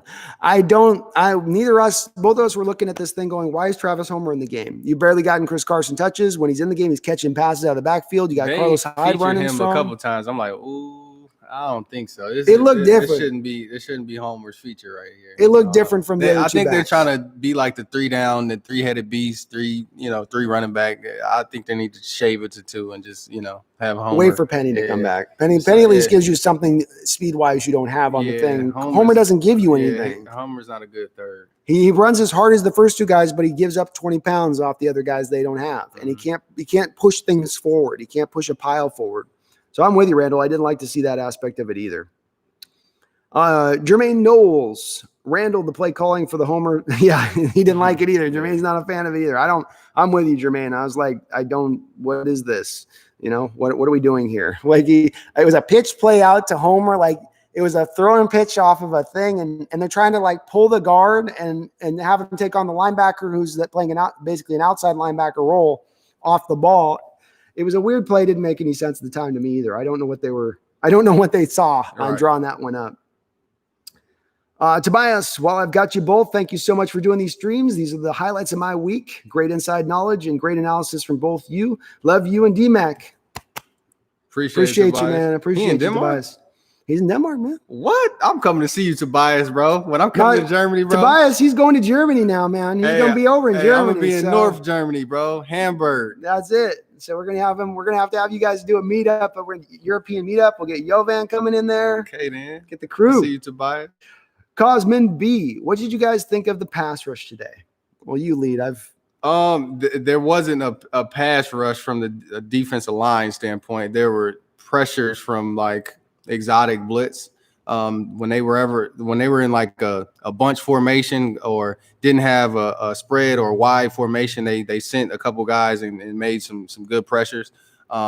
But it was okay. It was decent. They did what they had to do to put pressure on the quarterback and get him kind of flustered. They got a couple hits on him, even if it wasn't a sack. They got a couple hits on Matt Ryan and had a couple balls that were pretty ducks. If you ask me, they were pretty bad balls. You know, Julio made a couple spectacular catches on one of them, but it was a good pressure day for me.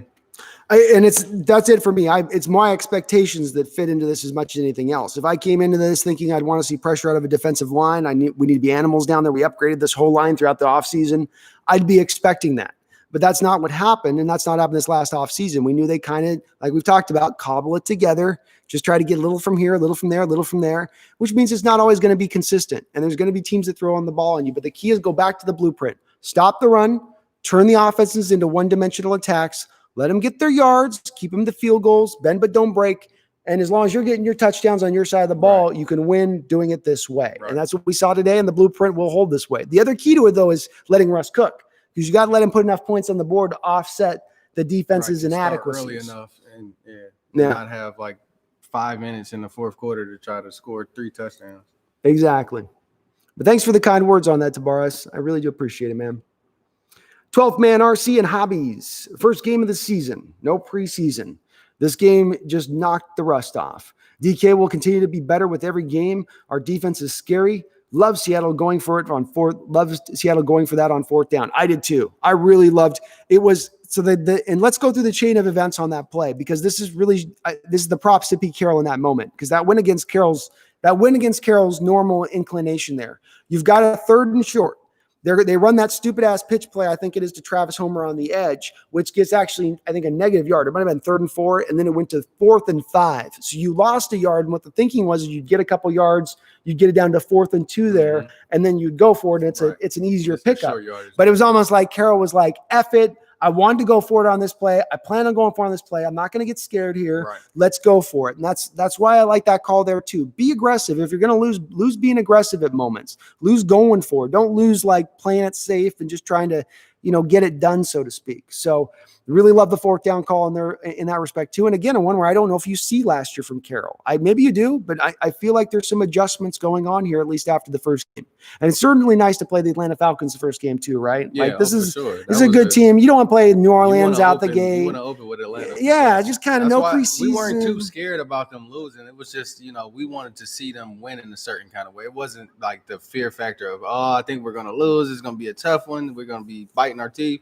We knew that they'll win. It was just like, how are they going to win, though? That's all we wanted to see. And not dominate. Exactly. But specifically the nuts and bolts of how this victory comes to be. Exactly. These need to hold up, is what you're meaning. Yeah. Manuel says Russell became only the 2nd player in league history to rack up 30,000 passing yards and 4,000 rushing yards in his career.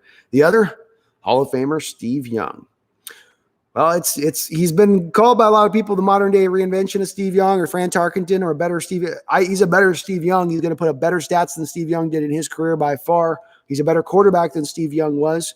Hopefully, eventually somebody recognize. I think people recognize it even now, but Russ will now begin this trek where he begins to now, as he's getting deeper into his career, start to climb those charts where we go from a guy who couldn't get any respect, not a top-level quarterback. Okay, he's a top-level quarterback, but he's not one of the best.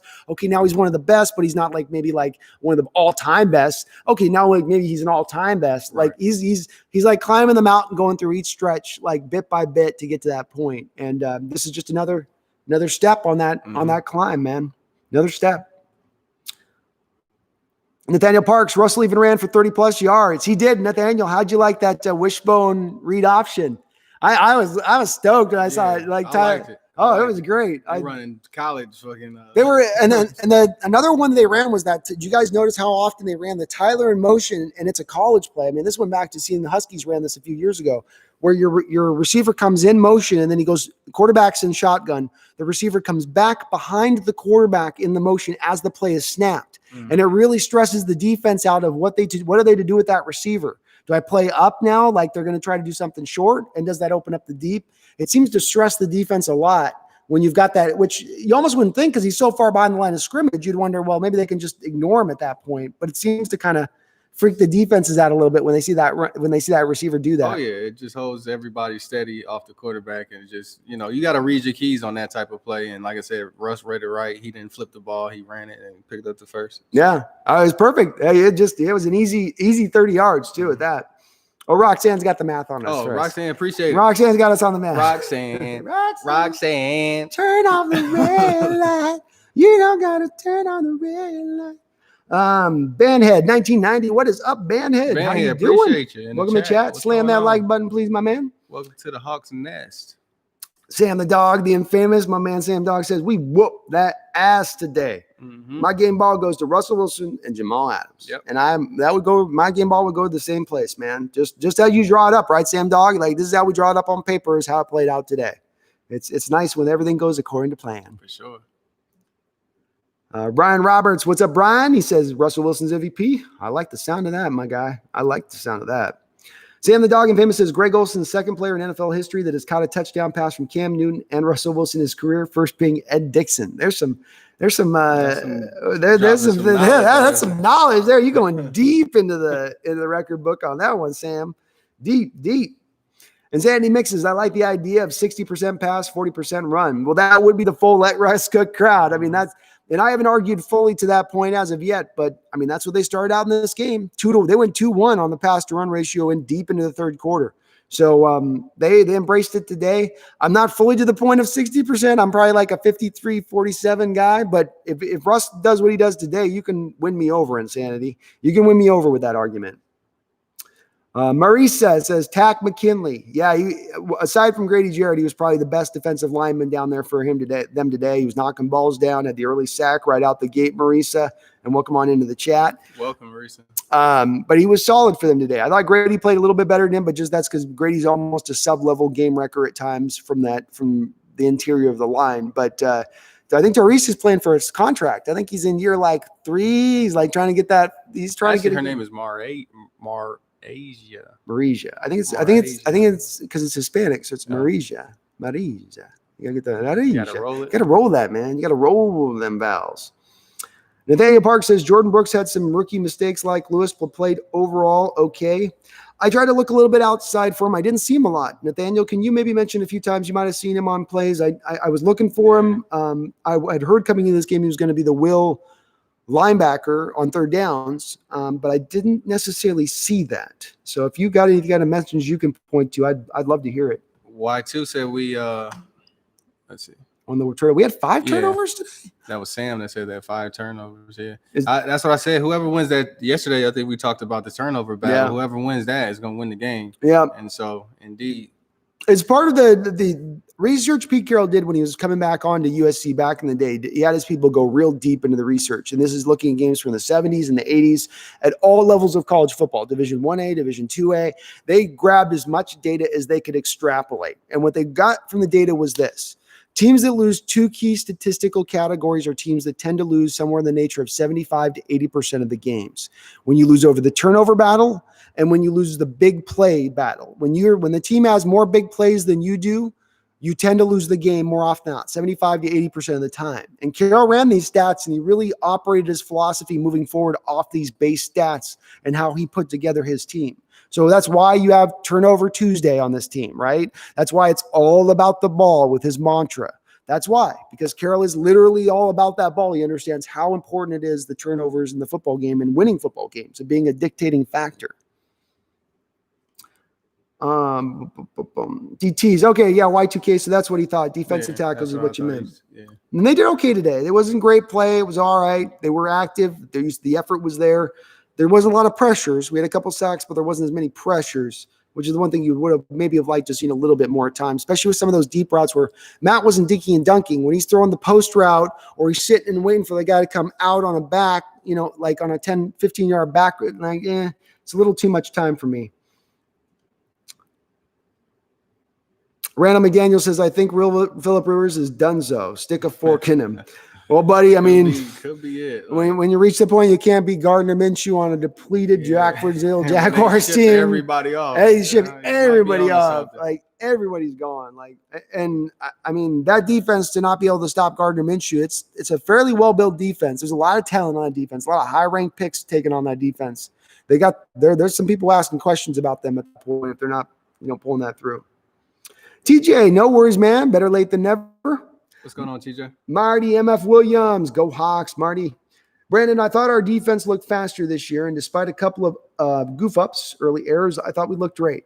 Yeah, I would say the same thing. I have a limited expectation on where I see the defense eventually getting to, but what they were today, where they held on, I'm perfectly happy with the effort and the production we got out of them today. If we can get that every week, I think the offense can do enough to hold the water to get us to win football games. So it's not a bad blueprint, and it can work and be replicated. TJ says the Redskins defense won them the game today. Well, I forget who mentioned this offseason in my live stream. Somebody said that they thought one of our losses this year would be against the Redskins because that defensive front would be so nasty. Mm-hmm. And it is nasty. I mean, it is a defensive four. That front four is one of the better ones in football, probably, especially if Chase Young is legit, which he looked pretty good on that tape. So, yeah, it's surprising to see the Eagles lose. And, man, it's hard not to see the Cowboys running away with that division at this point, isn't it? Yeah, it is. I mean, who's going to hold them up? I mean, they could easily get to that 12-4, 13-3 without even breaking a sweat. Mm-hmm. Randall McDaniel, 64. What was 64? Oh, the 12 times 4. Oh, there you go. Yeah, everyone's helping us out of the math. Math's not our strong suit here, all right? This is not. Appreciate you, Randall. We appreciate you, Randall. I mean, we did win the turnover battle, though. That's the key, Sam. It's so key. Yo, guys, how about Jamal Adams today? He gets a game ball from me. He should get the game ball from you. He played outstanding today, and he showed why. Look, he put the stats up, but just take the stats away and watch game film on certain players. Just watch snap after snap after snap what the guy does and tell me that guy's not an impactful player, a game-changing player on the defensive side of the football. Mm-hmm. You find a way to get those kind of guys on your football team one way or another, and if it costs you 2 first-round picks, it costs you 2 first-round picks. Yeah. So be it. Sam Darnold is horrible, Randall McDaniel says. If you're a turnover machine in college, there's a good chance you'll be versus professionals. Very true. The one thing I will say, it's the Jets organization. That's the one thing I was going to say is that, like, look, their defense hasn't got nobody, their offense ain't got nobody. Like, he's not been. The problem with the Jets, when you get a franchise quarterback, the first thing you usually want to do is have some kind of semblance of an offensive line built around him. Yes. Something. Lamar Jackson's benefited from this. Patrick Mahomes has benefited from this.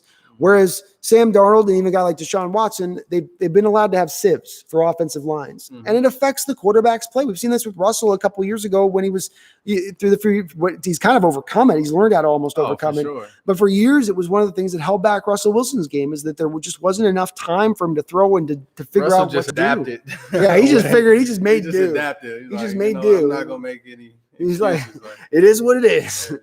So I don't think Sam Darnold's ever going to be an upper level quarterback. I never thought coming out of college, but I don't think he's this bad. I think it's give him an offensive line, give him some playmakers. It's half and half. The organization plus the players that they put around him.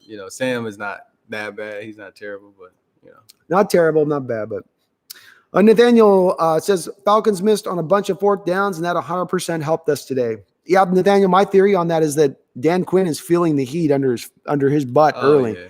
I don't think he goes for a 4th down as early as he did in this game or as often as he did in this game. If he's not feeling like I need to start this season out strong because I'm under that heat. It did show you today that's being out coached though. I mean it wasn't the difference of the game, but he was out coached in that respect. For sure. I mean, and then once he got behind with some of the bonehead calls, he tried to make up for him. It's kind of like once you're behind the 8 ball, it's just like you can't keep digging a hole with bad calls. Sunk cost, right? Like you keep throwing the bad money out, and it's like, look, you're still operating off that initial decision that was poor. Stop up. There was the one you went for fourth down where they could have gotten into it with, I think it would have put them within 13 points or something like that. And then now they were only 2 touchdowns down. They're thinking 2-point conversion, but at that point they could have kicked the field goal. They could have kicked the field goal, and you hadn't got Seattle's offense as good as it was in the first quarter. Had some stops. Mm-hmm. It had some points where you had held them up to where you could say. And it got to a point where Seattle started kind of packing it in and playing a little conservative too. Yeah. Like they just weren't going for like the big plays like they were when they opened up the game. So like you could have cut it down to maybe a 1 touchdown, game, but bonehead call after bonehead call just put them in a hole. If I'm coach there, I'm taking the field goal, taking it to 13 points, and starting to kind of put the momentum back on Seattle. Do you guys go for it here? Do you push? Do you get safe? Do you I try to force Seattle in that rather than putting all my ducks in one basket on that one play at that point, the whole game on that one play for the 16 points. I thought that was a bad decision by Dan Quinn in that moment. Here's a Bengal question. This is definitely going to DMAC, a guy out of Ohio here. So, who is going to win, Chargers or Bengals? Bengals. Oh, that's a homer pick right there. That's a homer pick right there. Joe Buckets. Joe Buckets. Joe Buckets got this one.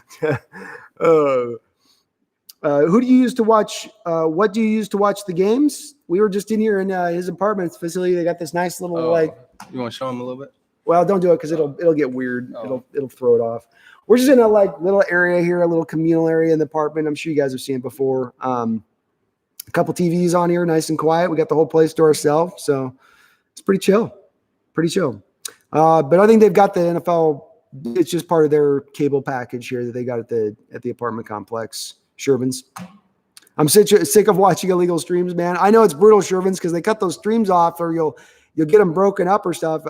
It's tough. I'm gonna have to do it maybe for a couple of weeks because when I go to Hawaii, I'm under quarantine, so I'm gonna have to watch these games with pixelated boxy screens for a couple of weeks while I'm stuck inside. Bandhead, 1990, UK fan here. We got one of our UK boys coming in. Woo-woo. What's up, Braden?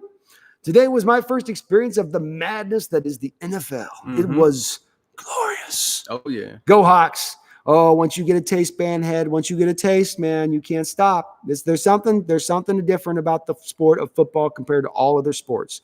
There's not better, not worse. There's just something different about it. There's something special about it to me. I don't care if they've gotten softer. It's still a man's game. It's a grown man's game. It's a grown man's game, and that's what I like about it, especially in the soft-ass modern age. Shoot, I saw Atlanta's kicker trying to get in. Oh, geez, Soon-Jin Kim was trying to get in there. He wanted to get some. I was trying to get in there. He wanted to pelt. Koo wanted to pelt for his wall. Yeah. So I'm trying to slide up the depth chart. Koo was like, I'll get the late tackle. I don't care. I'm laying the lumber today. Coach is like, man, come here. Let me talk to you. Yeah, the coach started yelling at him like, what are you doing? You weigh 145 pounds. You're 5'4". That's awesome to hear, Bandhead. I'm so glad you got your first taste, man. Hopefully first taste of many more. Many, many more. Sherman says, we are a better football team than the 49ers if the offense looked like it did today. You can make the argument. The fun part of it goes to, and this goes back to last year, where you're a tough matchup for San Francisco. We beat them in the first game. You're a tough game for them in the second game. I think, for instance, the Green Bay Packers is a good game for the 49ers. I think that's a good matchup for them. It works into their strengths. But I think we are a tough matchup for San Francisco. The key is, can they get more pressure than a team like Atlanta? They're throwing a lot more horses out there up against you than what Atlanta is. Right. So, can they get more pressure in that respect? He Cranks, what's up? He Cranks, Mike, how you doing? Cardinals are going to beat the Niners. I was telling DMAC this today before the day, and it took him a while, but I finally sold them on this prior to the game. I see the score right now. They're struggling, so Cardinals might pull it out. It's close. I mean, it is definitely close. So I had the Cardinals today. I thought the wide receivers, they're too beat up San Francisco on that outside of the ball. So I really do feel like Cardinals got a good chance. I'm with you on that one, man.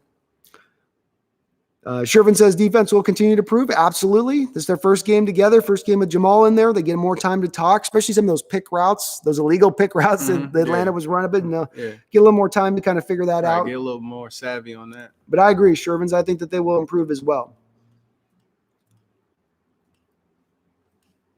Leno Hill mentioned. Witty Gaming, what is up, Witty Gaming? Welcome on the chat, Witty? man. Jamal Adams makes a big difference on this defense. He makes a monster difference on this defense. This is a game changer. This guy is everything you thought you were getting and more with those 2 first-round picks. It looks like a fantastic trade right now and something that could flip this defense.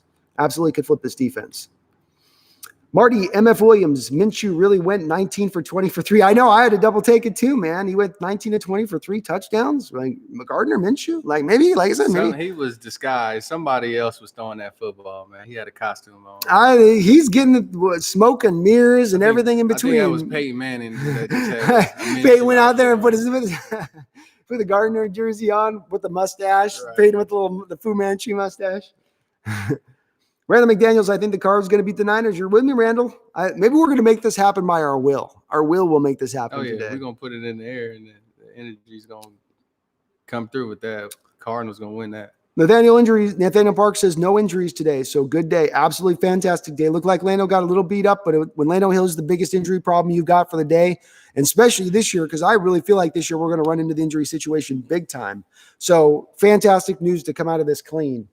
Absolutely fantastic news. My boy. There's your boy, Josh Stanky Allen. Josh Stanky Allen.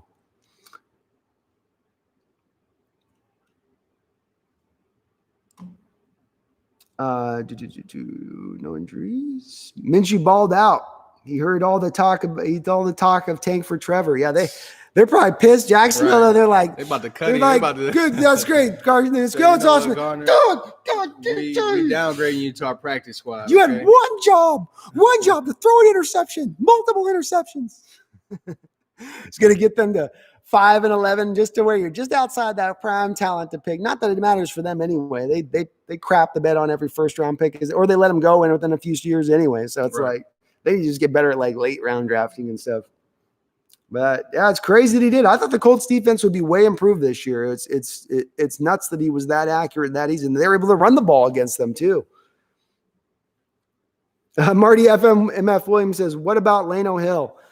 Look, he played pretty good overall. He got beat deep on the one. Right before he got beat deep on the one, I was sitting here screaming, and D-Mac was telling me to calm down. Where I was like, "Why is Lano Hill in the game? Why is Lano Hill in the game? Why is Lano Hill in the game? Why is Lano Hill in the game? Why is Lano Hill in the game?" And maybe it's gotten to be confirmation bias from my standpoint at this point. It's just I put him in the same category as Tedrick Thompson. It's like this guy when he's on the field is not going to do us any good. You know, I liked him. He was playing hard. I got to give him props though. He made a couple of good solid tackles in coverage. So he had his best game. Short tackler, like I don't know, man. I like him. He had his best game as a Seahawk. He did have his best game as a Seahawk. I'll give the props on that. I'll say that. And like if he can give you that, look, a dime corner. How much damage can you do as a dime corner? Not every team's going to come out with the spread concepts that Atlanta came out with this week. So you're not going to see him on the field a lot, but I think it was a lot of the spread concepts brought him out there, Marty, as much as anything. Witty Gaming says Russell also hit 4,000 yards rushing. I heard that. He hit that rarefied air, Witty, of Steve Young's zone, 30,000 yards passing, 4,000 yards rushing, and a great mark for Russell to hit. Awesome mark. It's just the beginning as he starts to rise. The guy's got at least 10 more years in this league. So he's beginning now, hopefully, to start to edge up those lists where people go, oh, he's got as much as Steve Young had in his whole career after only 9 years. And then, no, really? Yeah, he does. So those stats start adding up when you played every single NFL game and you've been productive from day one. You don't get injured. Nick Reeder asks, D-Mac, is the O-line any better? O-line any better? No. They still haven't blocked anybody in 4 years. They, like I said, they're just a marginal offensive line. Like I don't know what to say. Like they do what they can, and like I said, Russ does what he does, and it works. It works with Seattle. You know, the key to remember with this, Nick, is that they've been far below an offensive line for the last 3 or 4 years. Dwayne Brown's the only guy who's been a league average, above average league player for you at the left tackle position. Literally every other spot on the line has been below league average. So if you get a team that can get up to the state of playing at league average, it's a monumental increase over you being this dynamic, explosive offense last year. While dealing with that, it gets to league average, and now you start to imagine what the offense could be with just a league average offensive line. Say nothing of the Chiefs offensive line or the Cowboys offensive line or the Ravens offensive line, just a league average offensive line. So I agree with him. Not any better, but that's okay. Maybe even if maybe marginally better, but I feel like with the way that they're going about it, they don't have to be superstars or rock stars. They just have to be serviceable, and that's what they are. Yep. It just got to not be a sieve, not get the early pressures where Wilson's literally like 1 second after he gets the ball. It's just one game, guys. I don't want, like I said, I don't want to overblow these takes on offensive line and everything. Like everybody's just almighty and great. Like they're serviceable offensive line. They're decent. Like they're okay. Random McDaniel says, how about a Hawks Nest on front and a Hawk blogger X'd out on the back? Tell Softer said he needs to have a segment with you. He's talking about doing like a KGR, like, because Hawk blogger I think calls in. I'm open to it, Randall. If he wants to do it, I'll do it. So I'm happy to do it. At first, the Power Myth says at first our run defense looked bad, but I'm glad it got better as the game went on, even though all Atlanta had to pass a lot. Yeah, it was a part that I gravitate towards Power Myth and saying schematically what Carroll does. I know I say this over and over again, but what he wants to do at his base point is to stop the run. That's why that's why I've hammered throughout the offseason the 4.9 yards per carry average. It's unacceptable for a team that first wants to stop the run and is going to allow passing. So they stopped the run. They built into their blueprint of what they want to do. And once they did that, everything fit to serve. It fit to how they draw it up. And yeah, quarterbacks will throw for a lot of yards at that point because they're not running. So there's going to be more yards to be found. But he's making a really I just want to take a second. Power made a really good take here because one thing that he's really focusing on is that the mistakes that Atlanta kind of went away from running the ball and also like giving and turning the ball over gave us the advantage because you're playing into our hand when you say, hey, I'm going to stop running the ball and I have to be more pass heavy now. And that plays into Seattle's advantage now versus a run-heavy team that's putting on points on the board and not turning the ball over. So you're going to see a lot of teams probably watch this film and say, hey, we see exactly where Atlanta made mistakes at, getting behind on points and stuff like that, having to throw the ball and playing in Seattle's strength. It's weird to say the Seattle strength is now the secondary, but it typically is now. Like, running the ball, they were really effective. They got away from it. They got too cute, and they lost the game by just doing that. So that's a really good take that you got there, man. I agree. And I think you'll get more returns as far as on the hits after the throws. There wasn't a lot of fumbles caused with those hard hits. You get more and more fumbles from that. It happened on the Marquise Blair punt fake that they tried to do, but that stuff will come up as well. You'll get more hits built into going to that strength of your secondary you're talking about. Yeah, so the strength is, like I said, these scrappy secondary now that's just flying around and making plays. We talked about it with this. The Pro Football Focus tells us now with the nature of passing game in the NFL, how the rules have built towards passing over running, it's better to build from the outside in, which is what Seattle's done. And they're trying the live wire experiment right now. They're one of the forerunners of the NFL of truly embracing this fully in this way. We'll see if it works out. It worked out week one. It was fantastic in week one. So they're embracing it, man. Power Myth also says, I'm not too worried about giving up the 400 yards passing. Neither are we. You gave up 400 yards to Matt Schaub. Matt Ryan's a better quarterback. Yeah. And I'm not as worried about it. And it was garbage yards. It was garbage time. Yeah, it was garbage time. It really was. Nathaniel Part says, thoughts on the inactives today like Alton Robinson and DJ Dallas? Well, I think that, look, rookies are going to have a harder time getting on the field this year. They just are because of no training camp, mini camp, everything else. And then also it was clear that they had a plan for what's his name? Leno? No, the other third running back. Travis Homer. For Homer. They had a script for him. So like when you carry a fourth running back in, it's kind of overkill. So for me, from a scheme, they had a Homer in the game plan, so they had to put him on an inactive list. Yeah, like DJ was talked up through training camp. All the reports seem to be that he was the third down back, but then Homer seemed to have won the job. That's what we can kind of take from it. I think is that he right now is our third down back. Maybe they'll rotate and try. I think they can get more out of Homer in a game too, because he does special teams. Because as you saw, that he was kind of returning punts and he was returning kickoffs. So he was returning kickoffs, and so maybe DJ Dallas is not a special teams guy. So when you look at that, you want to have guys that are multifaceted and can be interchangeable with different parts. So that's probably went into why he was inactive versus Homer. Yeah. I would say so as well. But we'll see Alton here at some point. I'm sure we will, especially if Rasheem Green had a little bit of a shoulder injury this week. We'll see if he can bounce back.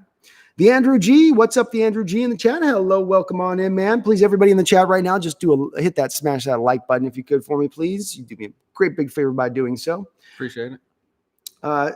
Smack is TJ talking about secretly millionaire with a house like that. Chill, guys. I got nothing. I'm broke. Listen closely. I am broke with a big B, a capital B. I got nothing. I think we're up in your loft. I appreciate it, TJ. I think we're up in your loft. All right. Anthony Bain. What's up, Anthony? What's going on, Ant?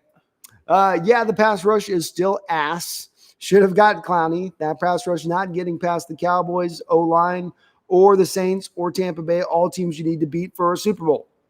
Well, it's a solid point, Anthony. Part of this is a little bit of what we're talking about, where the new model is that you don't need the defensive line, that is to go to the secondary. This is what analytics are telling us. And before you undersell analytics, let's not all forget, analytics have taken over baseball completely.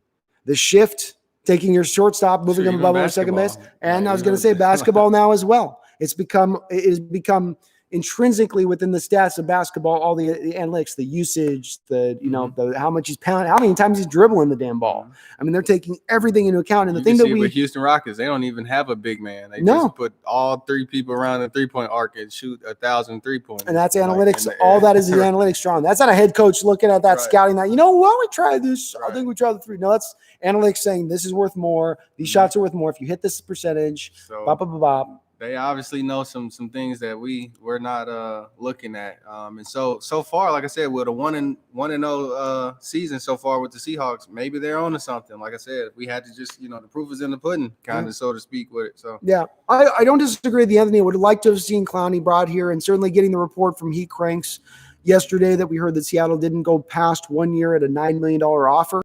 That was the news. It really does get some disconcerting to know that they weren't willing to go that extra $6 million more to get that deal done. But it is what it is. He's gone. He's not here. We got to move on. I will say, Anthony, that I do believe there's still another move to be made, especially if you're a contending team in this. There's going to be a guy they'll trade for. Maybe it's Clay Matthews they bring in. Maybe it's Snacks Harrison in addition. The one thing is that you have to remember the NFL rules. If you have the veteran on your roster after week 1, the veteran, not the rookie on a rookie contract or a young guy, his contract becomes vested for the full season. So you're on the hook for the full meal deal all the way through. Whereas if you sign him after week 2, you can cut him in week 7, and then you're out of any money. You don't have to pay him for the whole rest of the year. It's just at that point done. So there is a little bit of a benefit towards waiting that extra week to bring that extra pass rusher in, be it Clay or Snacks or even somebody else. We'll see if they make another move, but I expect them to make another move. Anthony Habib says Schottenheimer was so good today. I agree, man. I think both of us are in agreement here. Probably one of his best games, if not his best game as a Seahawk play caller, and just being. He wasn't a one-trick pony. He was all over the place. He wasn't just crossing routes to Lockett. It was bubble screens. It was a deep shot to DK at just the right time. It was running the sluggo route on DK. Everything was really, really well balanced in how they put that stuff together. So Mostert went crazy, bro. The Power of Myth. Hawks usually have a slow start to the season, so I was happy at the game. I give it an overall B+ grade. Offense A- and defense B. What would you grade? Be it?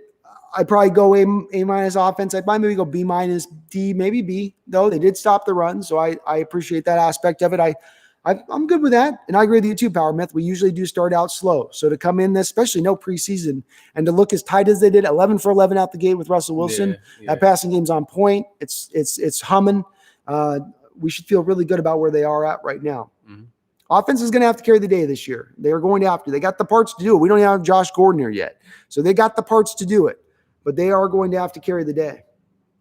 Random McDaniel said, it seemed like Russ did less at the line of scrimmage pre-snap.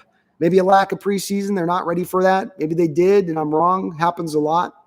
He's not a big pre-snap guy in the first place. Bingo.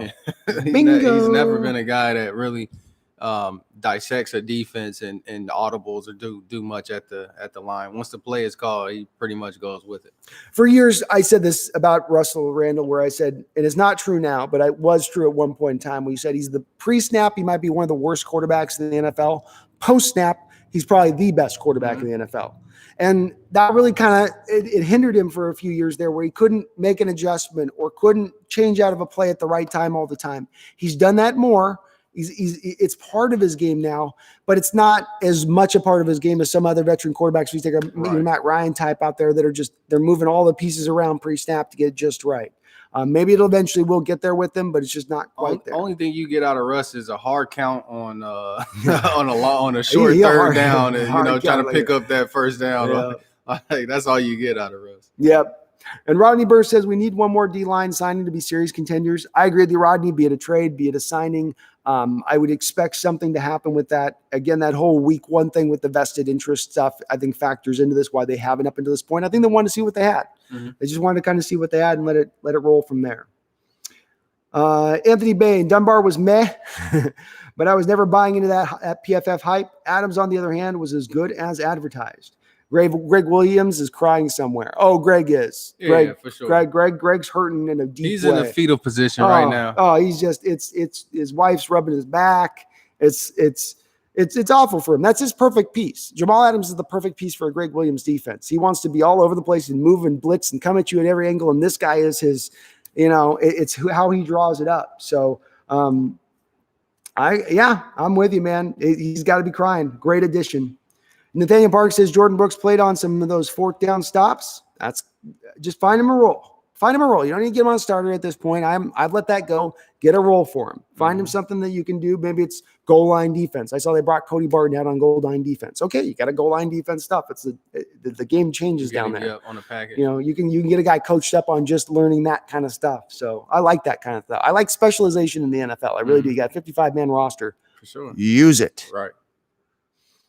All right. And we're not going super long today. So we're 2 hours in on this. We're going to go a little bit longer. I wore DMAC out yesterday with a 4-hour stream. So for sure. So we are going to cut this tiny bit short. We'll go a little bit more here. Randall McDaniel says, you think Russ can challenge for consecutive games record? The Iron Man of the NFL? I don't think he's even halfway there. Is it Favre? Yes, it is Brett Favre who won that record. Can he win it? Man, it's hard to see with a mobile quarterback winning it. Yeah. His toughness in this day and age too, with I feel like the defensive line has gotten better and better and better. Just from an athlete standpoint, and the O-line is just kind of digressed a little bit. There's not that many O-lines out there, so I don't think he's going to challenge that record. Yeah, if it wasn't he was a mobile quarterback, I might say he's got the toughness to do it and he can get it done. But we saw today. Some of those plays he extended and then took the hits on. He didn't have to take the hits on. Mm-hmm. And Brett Favre, while he was a guy's pretty mobile and could move around a little bit, he also could get rid of the ball when he needed to get rid of the ball and throw it away when he needed to throw it away. Brett Favre is from Hattiesburg, Mississippi, okay? USM alumni, bro. Just cotton. I mean, this guy was just picking corn, just tough as nail country boy, okay? This guy was just, I don't know, he was just Iron Man of the century, bro. It's going to be hard. It's going to be hard. He played forever. He played forever, man. Guy was just unbreakable. I don't even know where to go with that.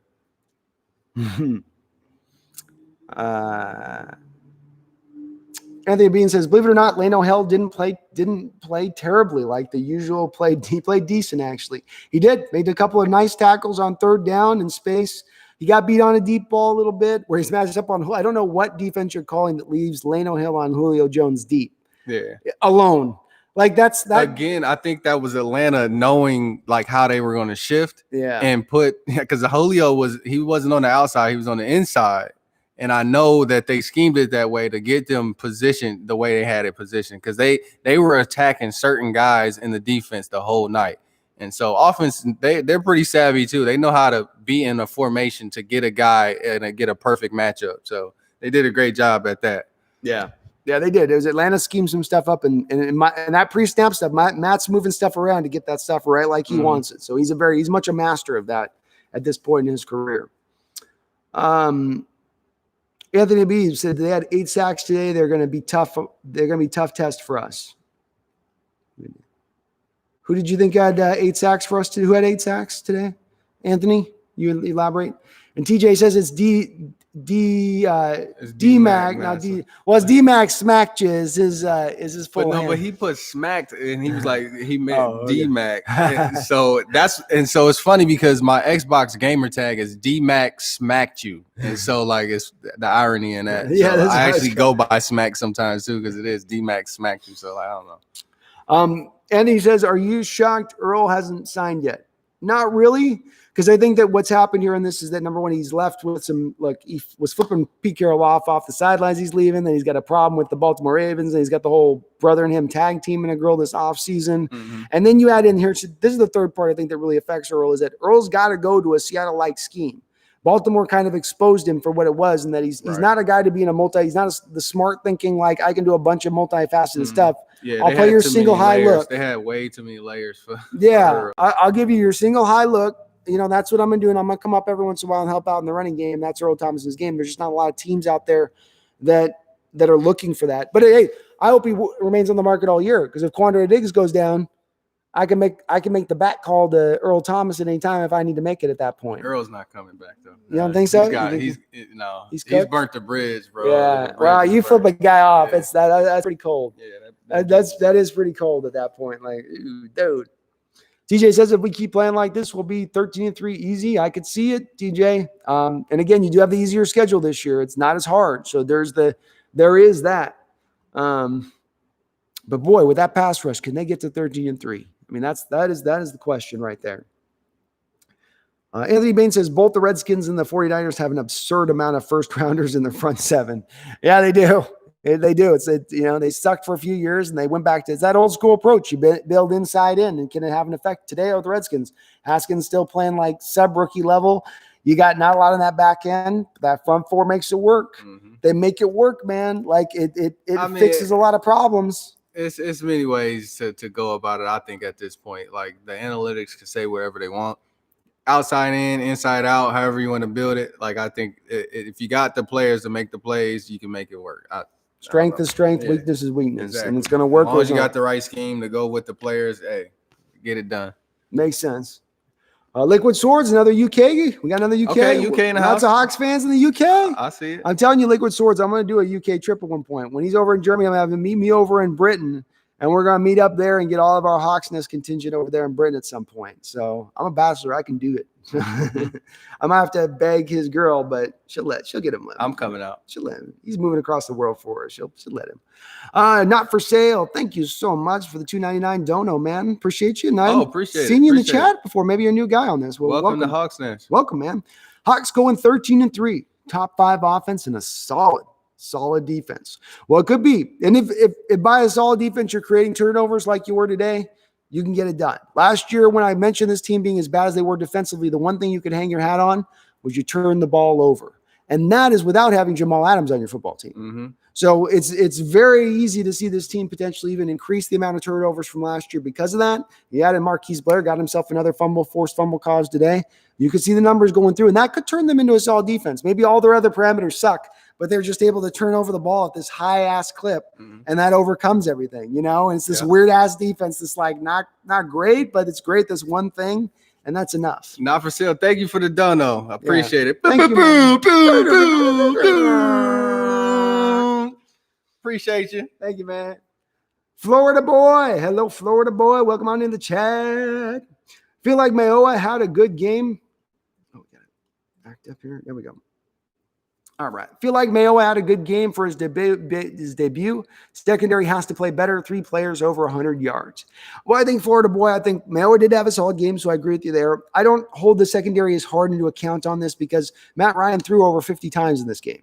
If I get it to the point where you're not running the ball past 14, 15 carries in the game, you're going to throw it 50 times. I've won, I feel like, some degree defensively at that point. Mm-hmm. I've won the day, at least on a base level there. Not maybe on the score, but I've gotten an advantage over the top of the other team. Right. And I think that's what you do at that point, Florida boy, and it's within the schematic designs. This is what Pete Carroll wants to do, Florida boy. He wants to stop the run, turn the opposition into a one-dimensional attack, and let it ride. See what happens from there on out. And that's what they did today. Roxanne, I live in Colorado. I subscribe to DirecTV. It has never let me down like NFL Network TV has. When starting there, going to show a Hawks game, get the Broncos versus anyone. Oh, that's good. Well, hopefully you get most of this. You get the Seahawks games over there at least. That's nice with the DirecTV. Joanna Wright, sorry, missed your deal there. Keep posting it, Joanna. The message got deleted. TJ, is Joanna being is she being a troll, Joanna? Wayne Wilson, can't wait for Darrell Taylor. He will make a big difference, and we can slide LJ inside more. Hopefully so. I mean, it's going to be really tough on Darrell Taylor this year, Wayne, because he's had no off-season rookie mini camps, no regular mini camps, no real training camp at this point, no preseason games, and then he's going to jump into the fire with his feet in the fire game 2, 3, 4, 5. That's going to be kind of tough on him to come in and make an impact at that point as a rookie. Well, but Kittle is down. Kittle is hurt. Ooh. What? Ooh. Anthony Bain dropping some knowledge here saying we like San Kittle is Francisco down. Kittle with is this hurt. injury bug. When they lose Kittle, they are in big trouble. Done against us. They're done. They're done against us. If they ain't got Kittle, hey, we good. Yeah, that run game ain't that. We're not like Green Bay was last year against them. We're just gonna let them throw the ball 7 times. That ain't the way we're gonna let that run. If they don't got Kittle, they are in trouble. Trouble. Seahawks need to go to prison for stealing the Jets at first and a third this year, but I don't want anything to do with this draft coming up. That's a headshot. I agree, TJ. I wouldn't want to touch this draft, especially the high first-round pick. I don't want to touch anybody. General managers get hired and fired by first-round picks. And you want to be picking this year in the first round, especially after you let go a guy like Jamal Adams, especially after all of the players that you've been allowed to relinquish from the Jets as the first-rounders over the last few years. Doesn't bode well for a guy that's the new general manager at that point. Though I do like that guy. The guy they got there, it's the coach, I think, who's going to be on his way out as much as anybody when it's all said and done. Seahawks Briseño. Adams was everywhere. Oh, he was everywhere, Briseño. Absolutely was everywhere. TJ, you killing Joanna, right? Is she blowing us up here? You can let her post. Let's see what she's got to say. Anthony Medee, George Kittle, lower leg injury for George Kittle. This is huge. We're breaking news. Breaking news. George Kittle has suffered a lower leg injury. He's being carried off the field by his mother and father. There's a priest. He is signing the cross over his chest. That I was telling the chat every time. I said the only team that really gives me like restless nights is San Francisco. Like San Francisco's defense is so fucking tough. And then, like I said, they just have to be serviceable on offense. So, I mean, we get past San Francisco, I think we're pretty good in the conference. I agree as well. I agree. Well, happy birthday, Joanna, right? Happy birthday, Joanna. I don't know.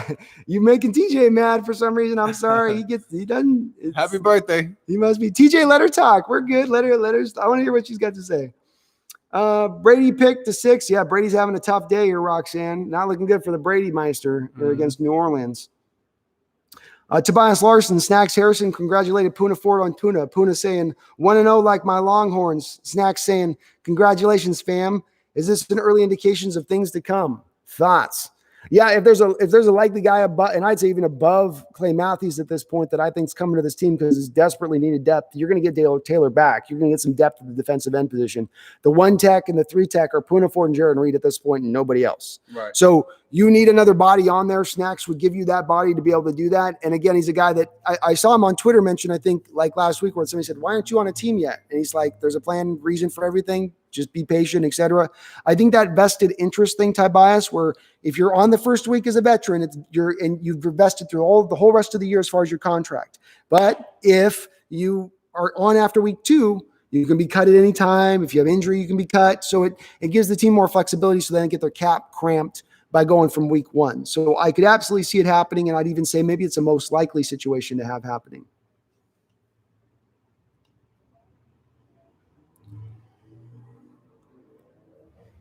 Oh, no worries, TJ. Well, Joanna, hang in there. Keep posting, Joanna. We'll get you. He didn't mean to block you out. Remember, TJ, I don't want to have people get their comments cleared out, especially new people, because I don't mind a little bit of a little troll as long as they're not spam blowing it up. Yep, yes. Seattle Seahawks need more pass rush. Yeah, you would hope that they can find some more, and I'd expect them to find some more from somewhere. Yep, yes. And welcome on in the chat. They will locate some more pass rush. It's probably going to come by a trade or maybe in a free agent signing, but we'll locate something. I read that on 4th down to DK, he went up there with a different play call option. So he has improved his pre-snap reads as far as Russell Wilson is Y2K talking about. And yeah, it has gotten better over recent years, Y2K. It's just gone from complete nothing to now a little bit. It was before there was no pre-snap reads to now you're getting at least a here and there. It's getting sprinkled in throughout the game. So he's getting better. He is getting better. User Hit6 says, watching the Saints-Bucks game, and Brady is looking awful. Oh, man. Well, you know it's going to be a tough fit with Bruce Arians in that drop. You got to let these guys jail first. Just because they are who they are, they got to jail as a unit.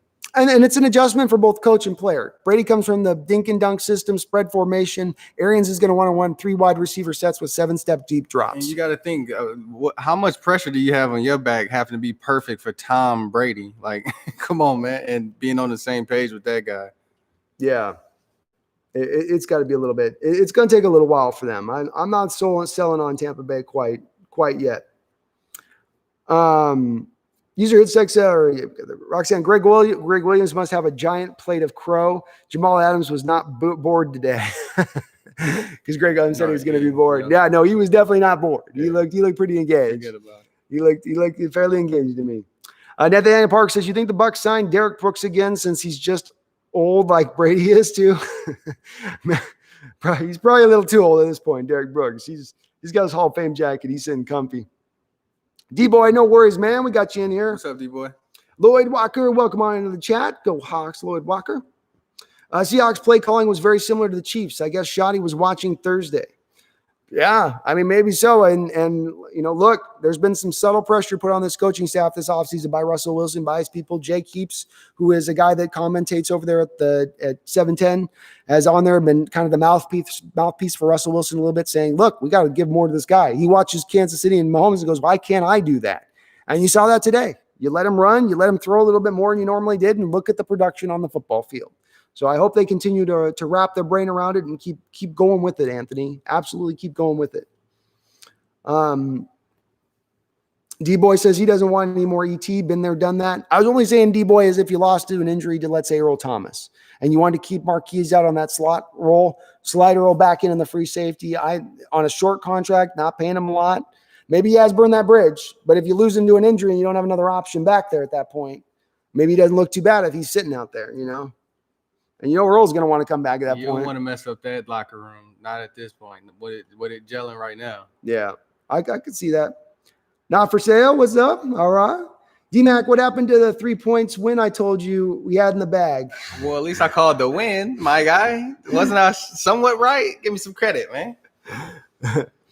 Anthony Bain says, Earl to the Cowboys by week 3 matchup versus us. Wouldn't surprise me. Earl, that type of guy, and so is Jerry Jones. Mm-hmm. Yeah, and they may need that extra firepower in there to make it work. So I still think at the end of the day, it's probably natural that he ends up going to the Cowboys. He's played footsies with them for so long. He wants to go there. Jamal Adams was a beast out there today, says D-Boy. What you guys think about this, about his play today? Well, we're over the moon of it, man. We're both of us are as excited as we were. I mean, none of us can say that we didn't see this coming. We both thought that he would have this kind of impact. We both thought that this is what we both been pounding our drum for, saying, guys, it's not about the INTs with this guy. It's about looking at the full gamut of his play. And when you look at the full gamut of his play, D-Boy, the bottom line is this: play in, play out, the guy is going to have an impact on the football field. And Burrow is overthrowing the hell out of his wide receiver. Yeah, he chucked that one. That was a little bit of an overthrow there. John Starr, number 3, over 4,000 yards rushing. He looks leaner and still has the wheels. Let Russ stiff arm. He looked good out there. Especially love that. I love the wishbone, man. I love that read option wishbone stuff. That was awesome. Whipping out the old college 1976 game film for that stuff. D-Boy says, who stood out to you guys? Who stood out in the game today for you guys? Both of you guys? Well, obviously, Adams and Russell are your first 2 guys you go to. Lockett was solid as ever. I mean, 8 Blair catches. To me. Blair, I think, stood out to me. Blair stood out to me as well. Bobby Wagner, I think, was a guy that, again, came back and showed some vintage Wagner-type play. Probably that was just about it for me. I mean, Dwayne Brown held down the left tackle. Nobody came in the blind side rushes. Or always he looked good over there. Disley had a couple catches early. Olsen had a couple catches late. But Blair stood out to me, and Carson with the catches, the spectacular catches stood out to me. Carson with the one-handed grab. Who'd ever know he had that in his game? Yeah, 2 catching touchdowns. Like, okay. Yeah, right. That was a shocker to me too. So a lot of good to come out of this game, D-Boy. A lot of guys you can point to go, oh, that was good. That was good. That was a buzz. That was a plus.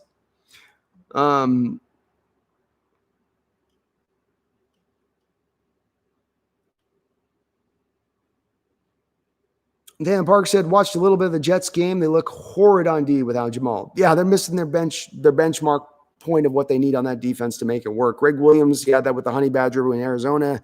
He's had that in New Orleans at times. The guy that comes around the line of scrimmage, he needs that in his defense. You can't just remove that and put Bradley McDougald in there. And Bradley McDougald's not going to give you anything near what Jamal Adams gives you as far as that type of player on the football field. Right. Just and it's funny because a lot of people tried with this whole Bradley McDougald thing to go, oh, he's got 5 interceptions in 3 years, and he's like, and he's actually getting a super solid safety, and like, yeah, I mean, he's a guy. I mean, D-Boy says, who you guys got, Cowgirls or the LA Trash? What would you land on this one? You were waffling on this one yesterday. Who we got?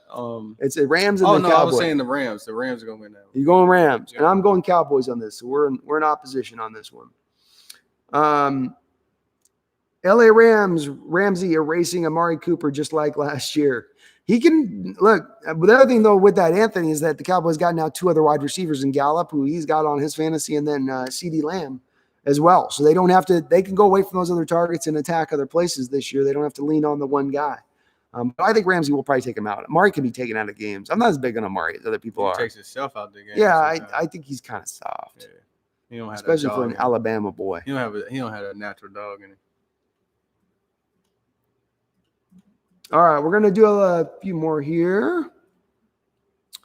D-Mac, nice house, man. Sell it to me when you have to move to Germany. Appreciate it, D-Boy. I'm broke. Randall McDaniel says, I respectfully disagree with Russ not doing much pre-snap. Look back at last year. He was making a ton of calls. So here's where I press it to. There's maybe some calls he makes, but I don't see him wholeheartedly changing fully plays. And he is getting better at this, Randall. It's an ever-improving asset to his game. It's something I point to in his game being previously, where he was one of the worst 4 or 5 years ago. He was one of the worst pre-snap. So he's coming from the bottom of the barrel up. That doesn't mean he goes from the bottom of the barrel to the top. That means he goes to the bottom of the barrel into the mid-range as far as his progression goes on that. So while he's gotten better, and there are times that he does it, there are still a lot of moments in games where he doesn't see a free rusher coming that he should have recognized coming, who wasn't disguising his pass rush. There's a game like, go back to San Francisco 49ers last year where they had the nickel corners blitzing off the edge. He's not playing the receiver. He comes off the nickel blitz. Russ sees the nickel blitz there. He knows he's got to get rid of the ball, but he holds on at strip stack. The ball's ripped out of his hand and pulled away. It's those type of fundamental things that Russ will sometimes miss from time to time that don't let me believe he's yet a master of the pre-snap process. Oh, Joanna was asking you guys to sing her happy birthday to her repeatedly and asked if you wanted to date. I've answered her, but she might have missed you. Happy birthday, Joanne. Happy birthday, Joanne. Happy birthday, Joanne. Happy birthday to you. Rob, my brother's got one last word on Adams. One last word on Adams today. I was going to wrap it up. Adams. I actually agreed to the announcers today when they said Adams is worth another 2 firsts. I'd have a 4 first, but he's definitely worth the 2 first. That's 100% true. D-Boy says, I like the way Blair looked out there today, man. You got to get him on the field, right, D-Boy? He's just a playmaker, and he's a guy that brings that lick. He's like Jamal Adams, man. When he's coming, he's going to come violently. And you need that on this defense, especially when you start. Those short routes are what you allow. So you got to be violent once those guys make those catches. Got to stick them. DK needs to put down the popcorn. He had some butter on those fingers today. He got caught. So it's with receivers, they get caught sometime. And actually their drop happened because DK was trying to catch it with his hands. DK didn't go like this. He got caught in that weird place where your hands can't quite go here, but it can't quite go up like this. And it was that in-between zone, and it caused the drop. I don't think DK is going to have a drop problem. I think he's going to be just fine, but it was a bad drop when it happened. Randall McDaniel says, I wonder who has the consecutive starts to start a career record. Favre didn't play at least year 1. Eli played forever too, but he sat behind Warner. That'd be a good question, Randall. I'd be interested to know on that too, because it is part you have to factor in. You had a year to prepare your body and not take a hit in your rookie year when you're flying wild and taking a lot of unnecessary hits usually. So, it's a solid point, man. Blair got beat a lot by Gage. He made a few plays, but I don't feel too confident with him at the nickel. And Gage is a little more into that realm of the slot receiver. I think that's a little more the undersized, slight guy that's going to give Blair troubles. I think Blair's really going to show out when you get those tight ends that they're going to try to flex out, a la the George Kittle. That's where he's really going to probably take a step forward. But, it's growing pains, man. It's a new position out there for him. Key to me is if he can just lay that lumber in there with maybe his struggles and doing some good, be able to let his physicality take hold at times. And I thought he did that. All right, so we're going to wrap this up here. We've got our 2 hours plus. We ain't going 4 hours a day, so we'll go through the last couple of questions, post them on in the chat. We got Roxanne says, Ethan Posick did a good job for the first start at center. He will only get much better, as will D. Lewis. This O-line may be good enough. I've maintained that. It's just got to be good enough. Just getting around the league. Good enough is fine with me. Yep. And what do they say about offensive linemen? If you're not hearing their name called, if you're not watching, they're doing their job. Doing good. They're doing their job. So Roxanne, I thought he did solid today too. I was really impressed with Postic's play. Jeff Rhines, what are you guys' thoughts on Irvin and Benson today? Go Hawks. I don't know that Irvin gave you a lot as far as pass rush goes. It was, he was trying, but he didn't give you a ton. Mayo maybe gave you a little bit more as far as pass rushes without looking at the numbers, but it seemed like he had maybe a couple more pressures than what Irvin got. But neither of them were giving you a lot of consistent pressure, Jeff. And you certainly still need probably another rusher, wouldn't you say, on that line? For sure. Nathaniel Parks, Carson led our team in receiving yards for the first half, then disappeared from the field in the second. That needs to change, I think. Well, they could be just trying to mitigate his snaps. So we have people coming down the thing here. We're going to go ahead and close this out, folks. Thank you, everyone, for watching in here today. Appreciate you. Great opening win by the team. It was awesome to see. I thank you guys all for the questions hopping in here on the quick chat. I'll be doing these after post-game stuff all year. We'll try to get D-Mac in again. I appreciate him joining me here on the chat. It's always better we got D-Mac in here. So thank you very much. Appreciate you guys. And don't you ever forget, go Hawks. Next.